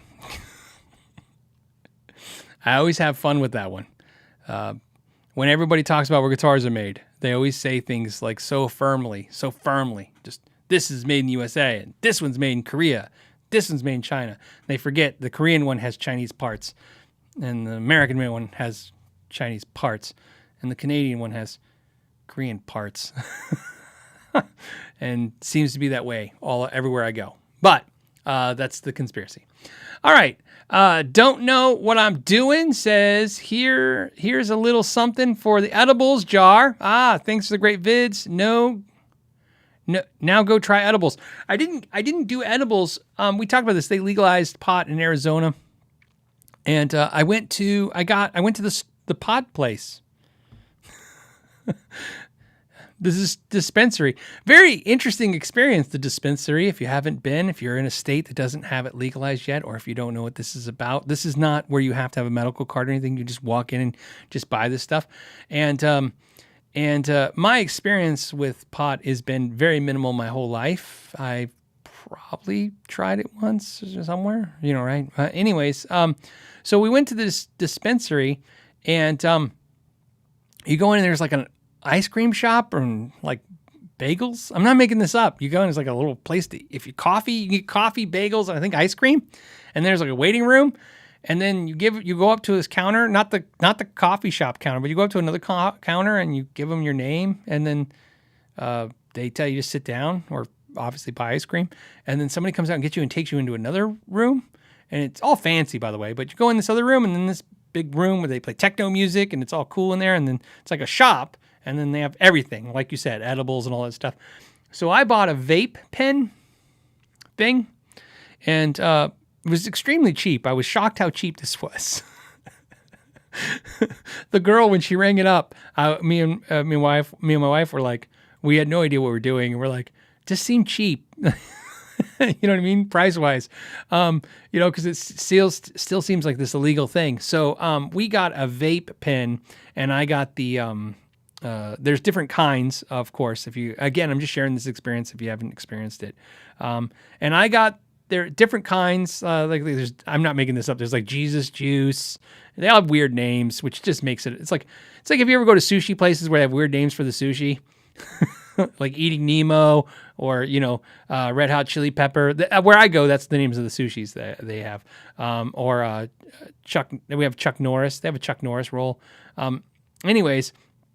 My point is, I got the sleepy time one. So there. So it's supposed to be better in edibles. We will see. I will let you know. 94 Dodge Dude says, hey, Phil, do you think that the 900 series Taylor has better tone woods than the 800 series, or is it just ornamental? 3K versus 5K acoustics. Thanks. Those guitars are out of my price range for acoustics. So I have a 2 and a 3 series. Those are my two Taylors. So I have no idea because I have not played the 900 series. I have a friend who has 800, and I've played an 800 series before. It was very nice, but I have no idea if it's... Because like I said, the thing with acoustics is it's not like electrics where you can kind of strategize where they're good. You have to play them. That's the problem with acoustics. You got to really play them. Isn't that funny I said that? That's the problem with acoustics. That's the problem with for us, is that to me, I could give you, I could say, oh yeah, the 900's this and 800's that. But realistically, if you want my best advice, if I was buying a $3,000 to $5,000 acoustic, I would go try them. And if you were somewhere where they don't have them, I would pay for an airline ticket and a hotel room and go to a place that has them. There's like Acoustic Vibes where I live. There's all kinds of high-end music stores that do acoustics. I'd fly to one. Find a reason to fly there. Look, if you're going to spend $5,000 on acoustic, you're going to want to be happy with this thing. And I would go try it in person. Guitar Grandpa says, I have enjoyed your channel for a while. Thank you. I appreciate that. Time to provide some support. Thank you for that as well. Thanks. And I might as well talk about stupid guitar stuff as other stupid stuff. Yes, guitar stuff is stupid stuff. Isn't that funny? It's all stupid stuff, but it's the stuff that makes us hopefully happy. Like I said, if you're doing this right, it should bring you a smile talking about guitar stuff. That's why I like talking about guitars every week with you guys and nothing else. Because this is the stuff I talk about when I'm not talking about all the crap that pisses me off. TG. So his name's TG, not TJ. But TG says, have you seen the new Harley Benton Fusion 3 yet? I saw a thing on Guitar World's website page. I have the HSH Fusion 2, and I love it. So I saw it. They promised some new improved features. Very cool stuff. Look, we already know the Harley Benton stuff as a whole is very good. I did my favorite brands. You know what I mean? What they think. I'm not a Harley Benton player. I don't own one. I'm not going to buy one, like I said, because I have some nice guitars. I just don't need a Harley Benton right now. But the ones I picked up, as a most part, most of them have been really, really good for the money. And I like that. And we all know what they're about. They're all about giving you something really dirt cheap that's really good. Its resale value is not great, but that's not why you're buying a guitar like that. You're buying that because you can get a lot of guitar for the money. And that's really cool. So, yeah, I haven't checked one out. But I did see him on GuitarWorld.com. Michael Atkinson did a super chat for no reason.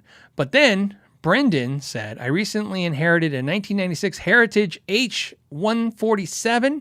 The frets are really getting quite low and flat. Yeah, that's what happens with the older guitars. They get a couple crown and levels. It sounds like to me you got your third or fourth crown and level, maybe your second to third. Still plays all right. Is it respectable for the guitar to get refretted? Of course, refret the guitar. Guitars are forever. They're for life. Look, ultimately, every dude who buys 50 guitars wants to own one. It's just true. It's the irony of it. Every dude who has one guitar wants 50. Every guitar has 50.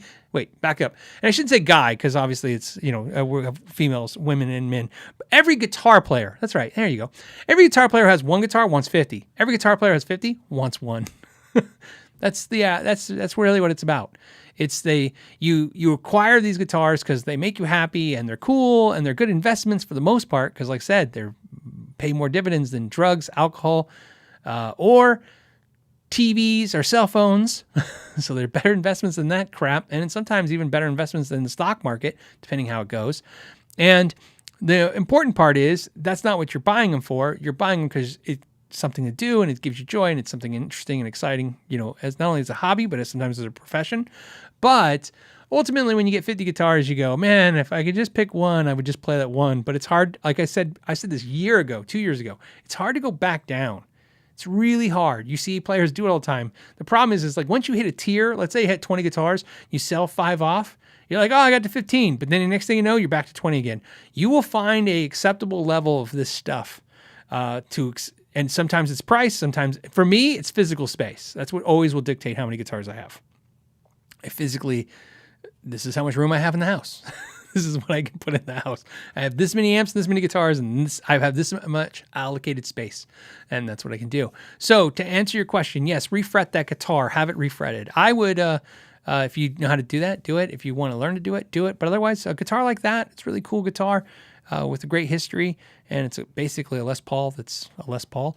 Take it to a luthier you trust and have them put new frets in it. You have a fantastic guitar, absolutely.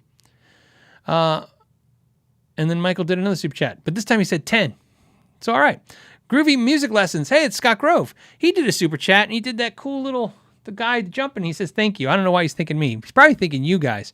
What's funny is Scott, I think at the beginning of the pandemic, we talked about having him come on the channel, And that's when the pandemic happened, and it was a nightmare. I had no internet. In fact, if you notice, that's when I stopped doing any kind of interaction with any other channels for a while, because of the fact that my internet was so bogged down with the fact that if you guys remember when the internet was stuttering all the time, it was crashing, that was because literally everyone was staying home in my neighborhood and all the neighborhoods around me, and it was killing the internet. So maybe we need to revisit that. I think I pretty much reached out to Scott. We figured out, I think I told you guys this, we'd do it as a bonus episode, right? Do an extra podcast. So let me do that. I'll try to make that a priority.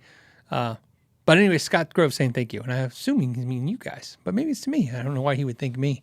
I'm going to thank him. Austin says, do you have a favorite or limited edition Les Paul guitar Gibson made over the years? Like the Voodoo or the BFG Zoot Suit? Yeah, the Catalinas. My favorite was the Catalina, which is the one I sold. If you guys watched my guitar collection video, in that video I showed you guys my R9, and I didn't show the RO, which is weird. Anyways, the R9, Gibson R9, and that R9 was I bought that with the funds that I made from the Catalina I sold. I told this story, I think, on the podcast, not in the. So it's weird. It's disconnected, is what I'm trying to say. I show it in the collection video, but the story about that guitar is in one of the podcasts where I said that I had tons of people, friends, and all kinds of customers and stuff that wanted to buy that Catalina off me.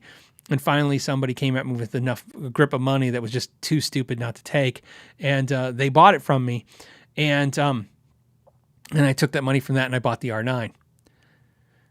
So, and I'm happy, like I said.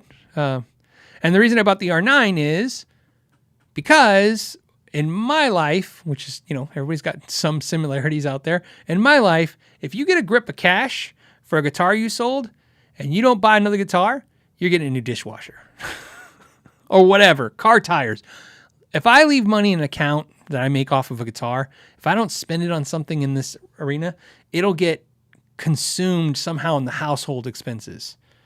And that's what happens. You know what I mean? That's just how it works. So I've learned to keep that money separate and use it back into another guitar. Jeff with 1F says, update. Okay. AF55 bridge pickup is $13K. So he wanted to let everybody know. And the neck is $9K. I think I called it, right? Didn't I say 14 and 9? Look at that. So that's your problem with those pickups. They're too hot. And again, I only can say that because the resistance that you're giving me isn't the whole equation. We have to know what the magnet is, how much magnetic energy it has and what the magnet is. But pickups, it's a really kind of funny thing about pickups. Inexpensive pickups tend to be hotter. In other words, they have usually a big hunkin' magnet in there. It's a big piece of magnetic, usually ceramic because it's cheap as hell. And so cheap ceramic magnet, which, it could be Alnico, but it's usually ceramic. And there's nothing wrong with ceramic. I think I did that once and somebody was freaking out. Look, they make expensive pickups for ceramic too. I'm pretty sure the PAFs from DiMarzio are ceramic. You can make great pickups with ceramic, but you can also make inexpensive pickups with ceramic, and that's usually what's in the inexpensive guitars like this. So they probably have a ceramic magnet that's got it's big, it's probably got a lot of magnetic energy on it, and then it's overwound, which is weird. You would think they wouldn't wind it so hot. So many winds, but they do that because it's a great way to kind of make the pickup sound good. You can make a cheap pickup sound good by giving it a lot of energy because it's going to have a lot of fullness and it's going to push on the amp. It's going to do a lot of things. It's actually harder to make a quiet pickup sound good, if that makes any sense. Think of it like mics. A lot of cheap mics are really hot. It's the same kind of logic, right? You know what I mean? And also, there's a logic to it. Like, I use a microphone as a good example, and this is just the bare minimum microphone knowledge I have. Sometimes cheap mics are really hot because they know you're going to plug them into cheap things that don't have a lot of, the preamp is very weak. Same logic kind of goes for guitar manufacturers. They may want to put hot pickups in there because they know you're kind of ready to run some kind of cheap, inexpensive amp, and this combination will work well. Because again, they're not just saving money; they're trying to find the right thing for the end consumer. So Jeff, I would ditch those pickups. So there you go. And you can either rewire the whole thing and take out the guts and go through that route, or you can check out those triple shots by Seymour Duncan. And then that way you can wire pickups into those, and then wire, I keep thinking about doing a video about that, just showing you the hack. It's an easy hack to put pickups in a hollow body guitar really cheaply. Maybe we need to do that video. Okay. So Thomas says that Jackson Green Glow was made in South Korea. Oh, awesome. Okay. So it's an older one. They don't do them in South Korea anymore. I think they're all Indonesia now. I could be wrong. They moved a lot of that stuff over. So that's good. The Korean ones were probably coming out of, I don't know if it was Mir or if they come out of World or where they're coming out of, but most of that stuff's moved to Indonesia. Most everybody has moved from Korea to Indonesia. Korea got very expensive. So a lot of manufacturers jumped really, really quickly, especially ones doing high volumes, leaving only the smaller companies to stay in Korea as a whole.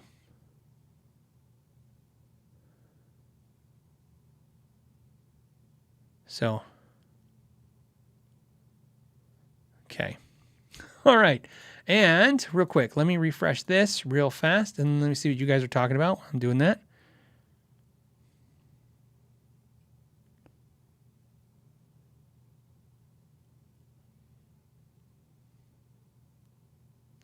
What else? Hold on.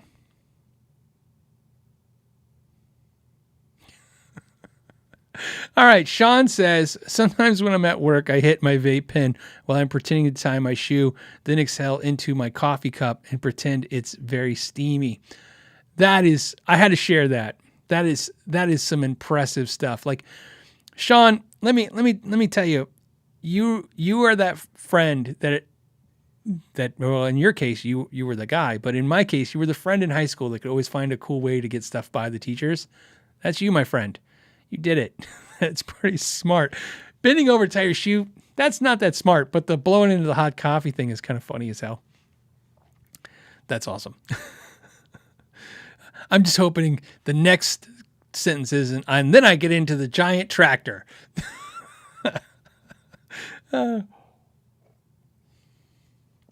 Amanda says, Phil, what aren't we talking about? Well, I think some things connect to guitar so we can expand a little bit out of it.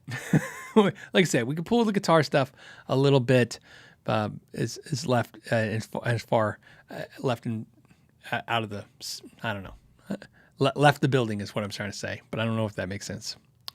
Okay. And then Stout Coffee says my previous, his Agile guitar was from South Korea, was really good. Yeah, South Korea makes good guitars. I mean, they just do. They had really kind of got the process down. They perfected it. They had the time and the grade.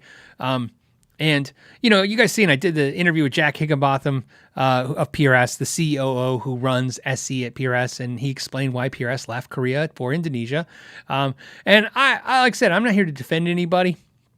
He got a little bit of love for that. He got a lot of hate, a little bit of hate for it because they were like, how could you do that? Because he explained that, look, people in Korea were making guitars, and people like anybody who do something, they were doing it cheap, just like Japan. They were doing it cheap because they needed the work.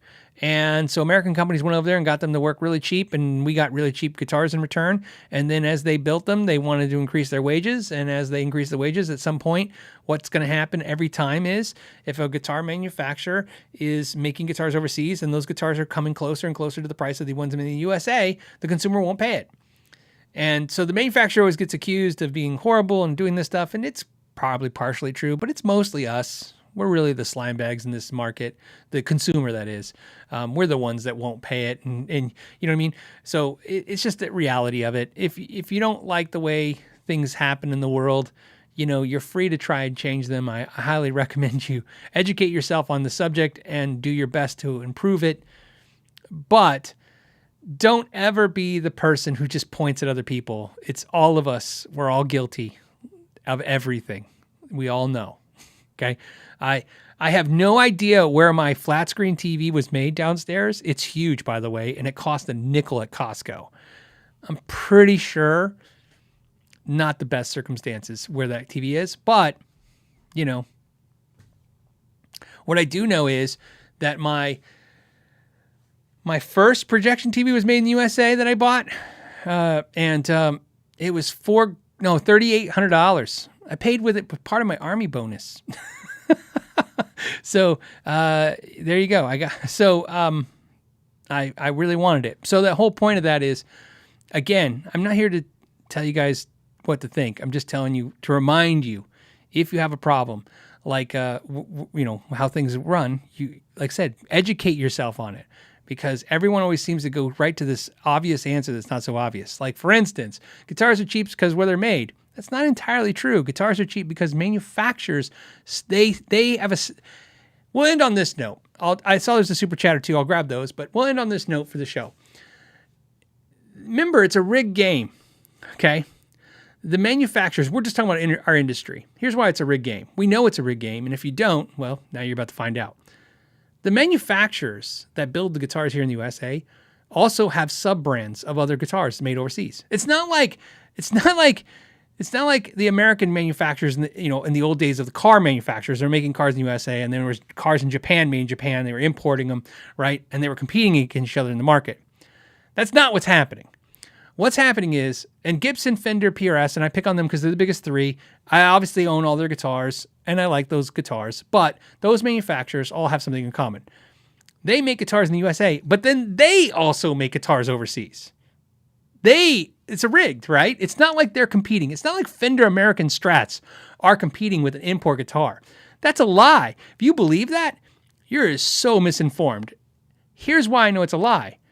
They make both guitars, so they control ultimately how those two guitars, how the quality of those two guitars act, how the prices act. They control all things. So when somebody says, "Oh, the Squiers are as good as American guitar," well, when you say that, "Oh, it's almost as good," that's Fender made that decision. And this has nothing to do with my industry experience. This is just as a YouTuber. You learn this as a YouTuber pretty quick. I have companies that are Chinese companies, that are Indonesian companies. And I don't mean American manufacturers having guitars made over there. We're talking about that's where the company is from.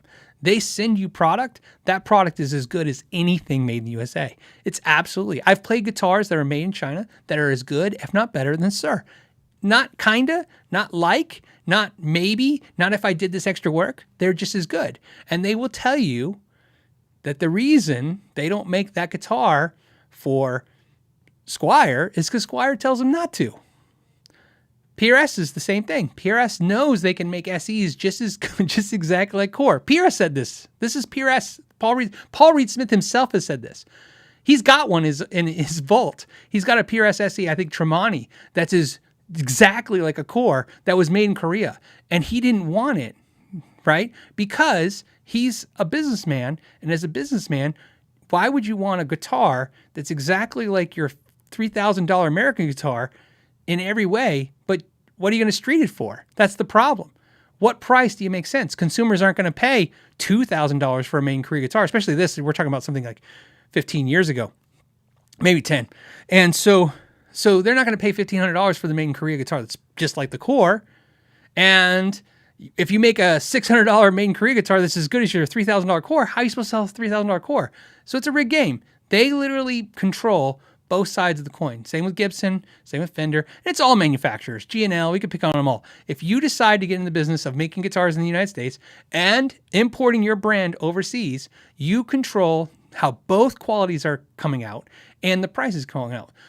The reason I say that is that when somebody says, "Oh, I don't like to buy these import guitars because I don't want to support anything outside the United States," and I'm really dumbing this down and making it easy because we all know how extreme people can get. But again, I'm not here to tell you not to think that way. What I'm telling you is please educate yourself because the dollars that when you buy an American made guitar, made in the USA guitar, those dollars, they take that money and they invest every year more and more in import guitars. Fender, Gibson, and PRS make more import guitars in 2021 than they did in 2020, than they did in 2019, than they did in 2018. They are investing your money on your American-made guitar for your pride or whatever your deal is into making products overseas. I'm not here to villainize them.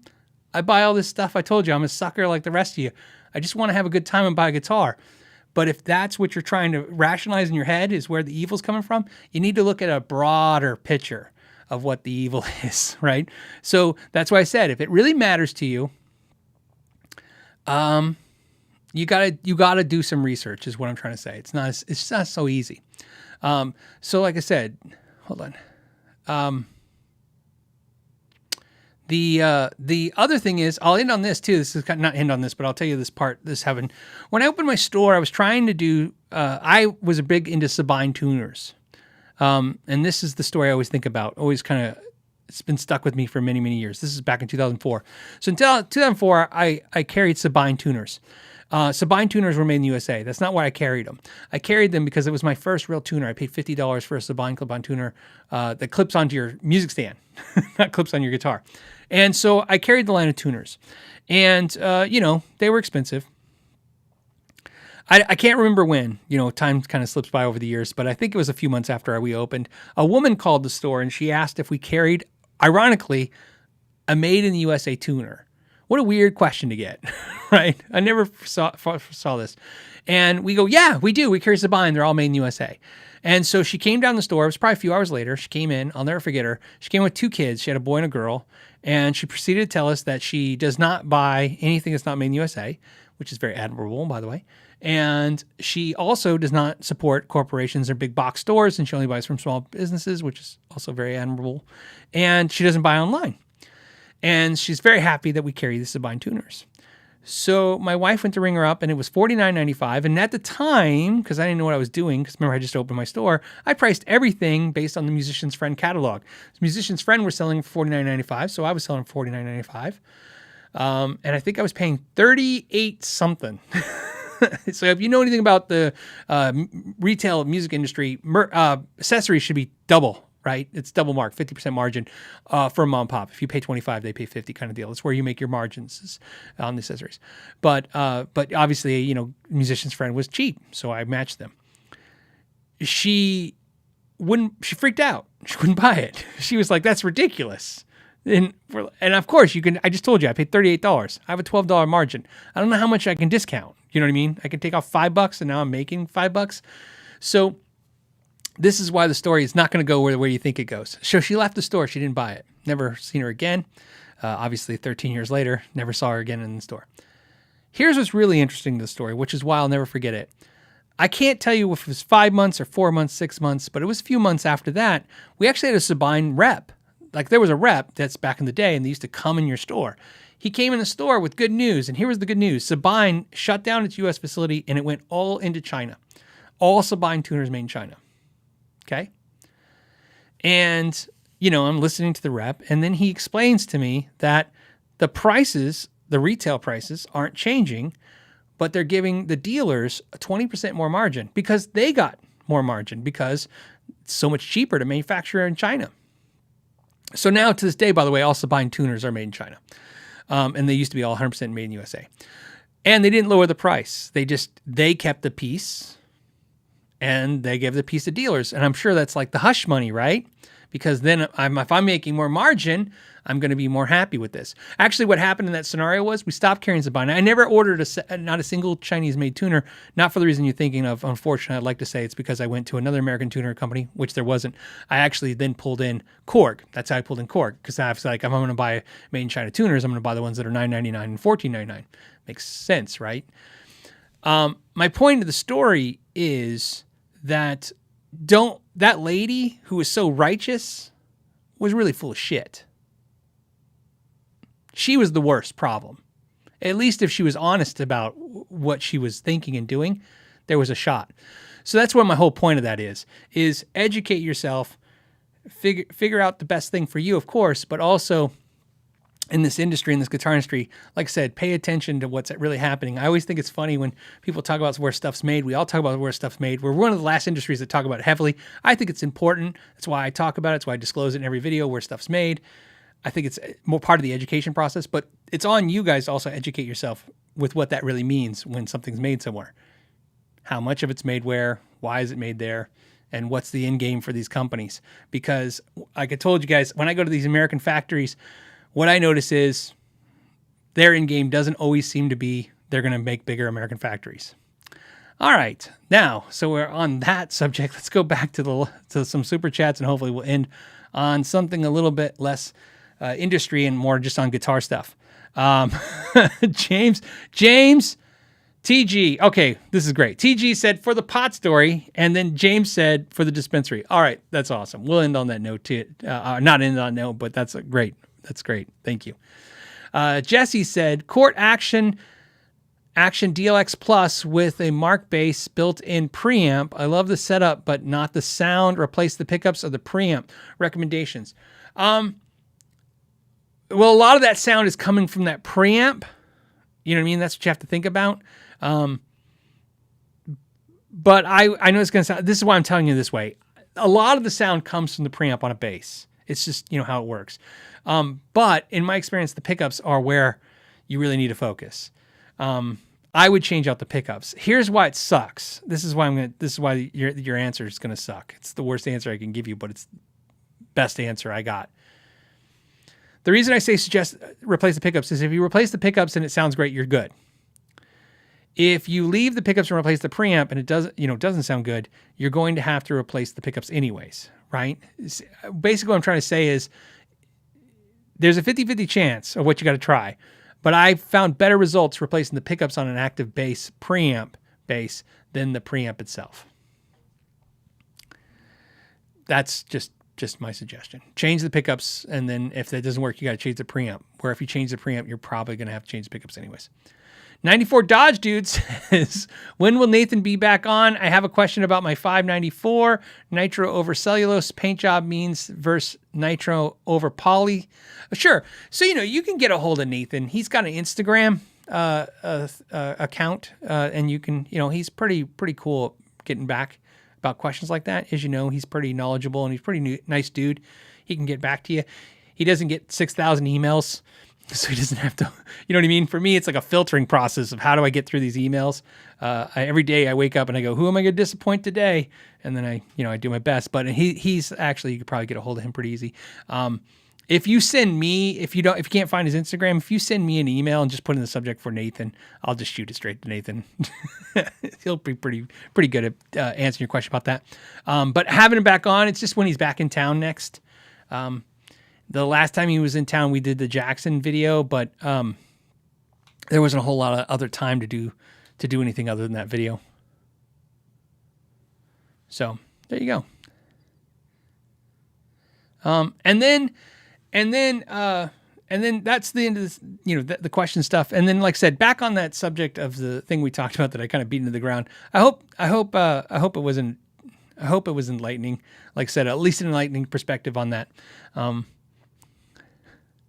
And I'm looking now over some cool comments or anything we can end on or see any questions.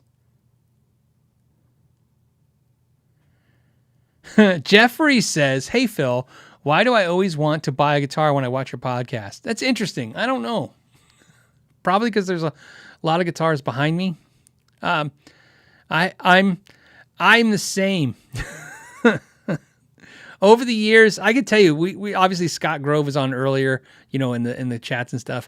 Scott Grove has sold me a lot of guitars. You know what I mean? It's funny. It's like to you, and I say this just so you guys, understand. To you, now that I've been on both sides of this fence, I've once said, I was on both sides of the counter at the store, right? I've been a customer and I've been the dealer. On the YouTube format, I've been the watcher and now the maker of it. And being on both sides of the screen, what I can tell you is, I don't feel like I'm selling anything to you guys. This is what I'm trying to say. And I say it over and over again. And I'm sure Scott Grove would say the same thing.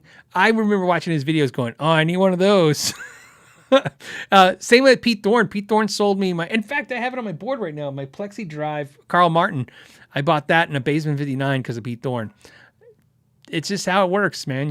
It's watching people that basically are into what you're into is very gratifying, very helpful, very dangerous.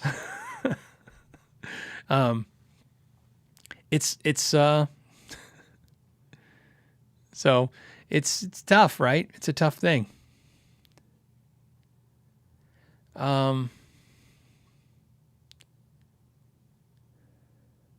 Eric says he's $6,000 into guitars because of me.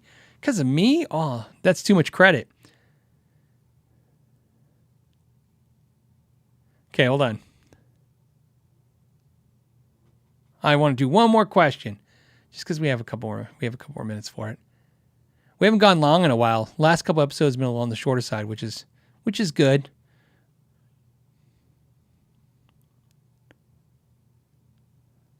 Yeah, Fret Level Midnight. He said most electrical parts are made overseas. Yes, absolutely. As you know, I have friends that obviously make pedals. I'm not talking about Lawrence because I haven't actually never really asked him where he sources most of his parts from. But you know, as friends who make pedals and friends who make amps, it's really hard to make anything in the U.S. right now. I hope it. You know, we all hope it changes. Look, everybody's around the world. Like I said, I've said this before. I'll stick to it, everybody.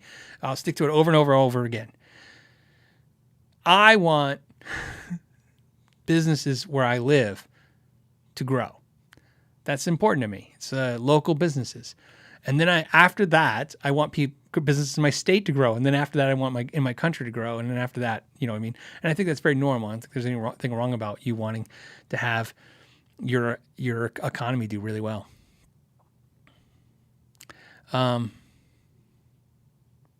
then Target 44 says, was the tuner too expensive for her? I don't get it. Yes, yes. So Target 44 is talking about the story about the Sabine tuner and why she didn't buy it. That's exactly what it was. She told us the price was too high.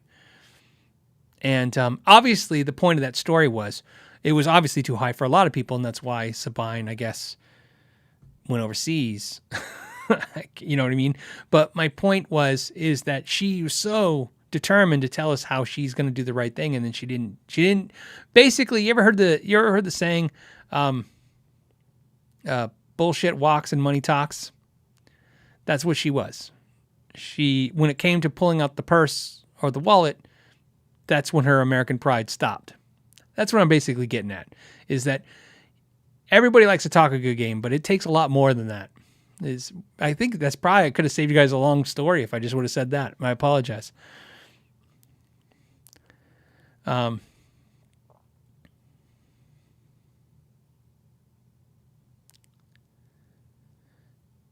let's see.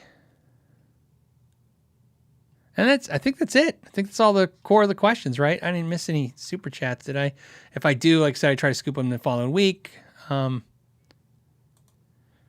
And oh no, I have a okay, so we'll end on these. This is from PNW Gear. He says, I see you have a Donner Telly. I love mine, but I would like to upgrade it, but I'm not sure if it would be worth it. Do you think it's worth it? And if so, sharpen my axe video, ? So yeah, there's a Donner guitar out there. That video will come out on the 21st, which is a Wednesday. I have other videos that have to come out before that. When I say have to, I mean, I finished them. The Donner video, I did something really strange I'd never done before. I did it in segmented pieces. I gave a piece to my patrons, and they didn't say anything strange about it, but it's in segmented pieces. Because, you know, not every video I think is going to be the most exciting video to do, but I wanted to do it. And this video had to do with, I got that from Amazon. And so this was the interesting thing about the Donner guitar. I did a video about a Donner guitar about a year ago, and that video title was like number one. They're the number 3 now. They're in the top 3 selling guitars on Amazon, Donner. So you know, and it's because they push the hell out of social media like crazy. Donner, like most of the Chinese companies, really understands social media on a different level. And again, this is stuff I'll always talk about. It's the end of the show now, but if you guys never seem to ask this stuff, but as someone who on this side, again, of the screen doing social media content, when you see companies, it's like American companies are like, what's YouTube? I'm not making this up. Like half of them are like, I don't understand. If I send you a guitar and you borrow it for a week, what do I get out of it? And I'm like, oh, I don't know, $10,000 in sales the first day. I don't know what to tell you. You know what I mean? And I don't want to say Chinese because it's really Asian countries, but mostly in China. China, for some reason, they have teams of people contacting YouTubers. I will honestly tell you, for my channel, it's definitely for sure like this. You guys, there's other live shows, other YouTube channels that talk about this, so you can feel free to ask them too. But on my channel, I probably say to know 99% of it. That's actually not even a good connection. Let me put it this way: for every 100 times a Chinese company asks me to check out a piece of gear, I say yes once. And that sounds like a low amount to the amount they're asking, but they ask. I mean, it's most of my inbox is just import companies trying to get their products on YouTube channels because they're heavily relying on the fact that you're going to click the Amazon links and buy stuff.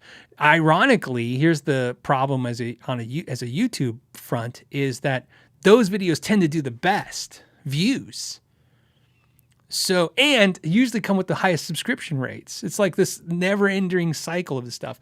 I try to parcel this out because I find that you are not known for all the videos you do. You're just known for certain videos. Like the videos that go viral are who you are. So I got like 5 things videos and I do that gets me viral. But whatever you do that goes viral, that's who you are. It's a channel. It doesn't matter. I could do 50 videos on how to fix a guitar, but if I do one video where I make a fart sound with a pedal, that's your channel. You're the pedal fart sound channel. And so I try not to overload with certain types of content because especially the viral content, it's really tempting. Don't get me wrong, because each one of those videos will always do 100,000 views, but that's what you'll be, that's what you will be. And I don't want to make that kind of content. And you get internally forced, you're like, why wouldn't you make the content that does the best? So the point of this is that they reach out the most. What happened was Donna reached out and had me do a video last year. They sent a product and I did the video. That video was probably my second highest performing video last year, but I didn't scrutinize the guitars as much as I do now. Back then I would scrutinize certain guitars that were just coming out in the market. So I redid a video. That's why you're going to see one next week of this guitar. It's where I scrutinize it a little bit more. So to answer your question, which is, I did everything but answer your question. What would I upgrade on that guitar? Nothing. I mean, you can, just like, the Firefly guitars, just like Wolf guitars, just like Glare guitars. I mean, you could mod them up, but I think Donner is in a weird kind of space. They're really focused on, I think, beginner guitars. Beginner being, get you a guitar and get you start playing. And I think that's where they focused. I wouldn't really upgrade anything on it. There wasn't anything like I'm thinking about. Like I wouldn't upgrade the pickups, the electronics, on that stuff. I would wait for the next guitar. That would be my suggestion. Don't put money in it and just put it into your next project. So Dave 2 Power says, finally made it to a live show after a year of watching the next day. Cheers to you all. Thank you, Dave 2 Power. I appreciate that. Meester, what's up, Meester? Meester says, rather have a better Yamaha Pacifica than a Fender. The big brands make me feel like a sucker paying for the name. Sucker, sure. I can see that. I feel that way too. And you do have to pay for the name. That's just part of business, part of branding 101, building a brand. Remember, I'm going to agree with you and then give just an observation. I agree with you. You know what I mean? That when you buy a brand, you're paying a lot for a name and that's it. You're not getting a whole lot of value because you got to pay for that name. However, I don't want to take away from the fact that how hard it is to build a brand. It's a very hard thing to do, to build a brand. That brand has value. That's why we trust it. So there you go. On that note, I'm going to let you guys go. It's the end of the show. We did it. We did almost 2.5 hours again. Thank you guys so much for joining me. Thank you guys so much for having some good gear talk. And then, as you guys know, I'll see you guys next Friday, unless you choose to watch some of the videos that come in between the week. And thank you everyone for supporting the channel. Until next week, know your gear.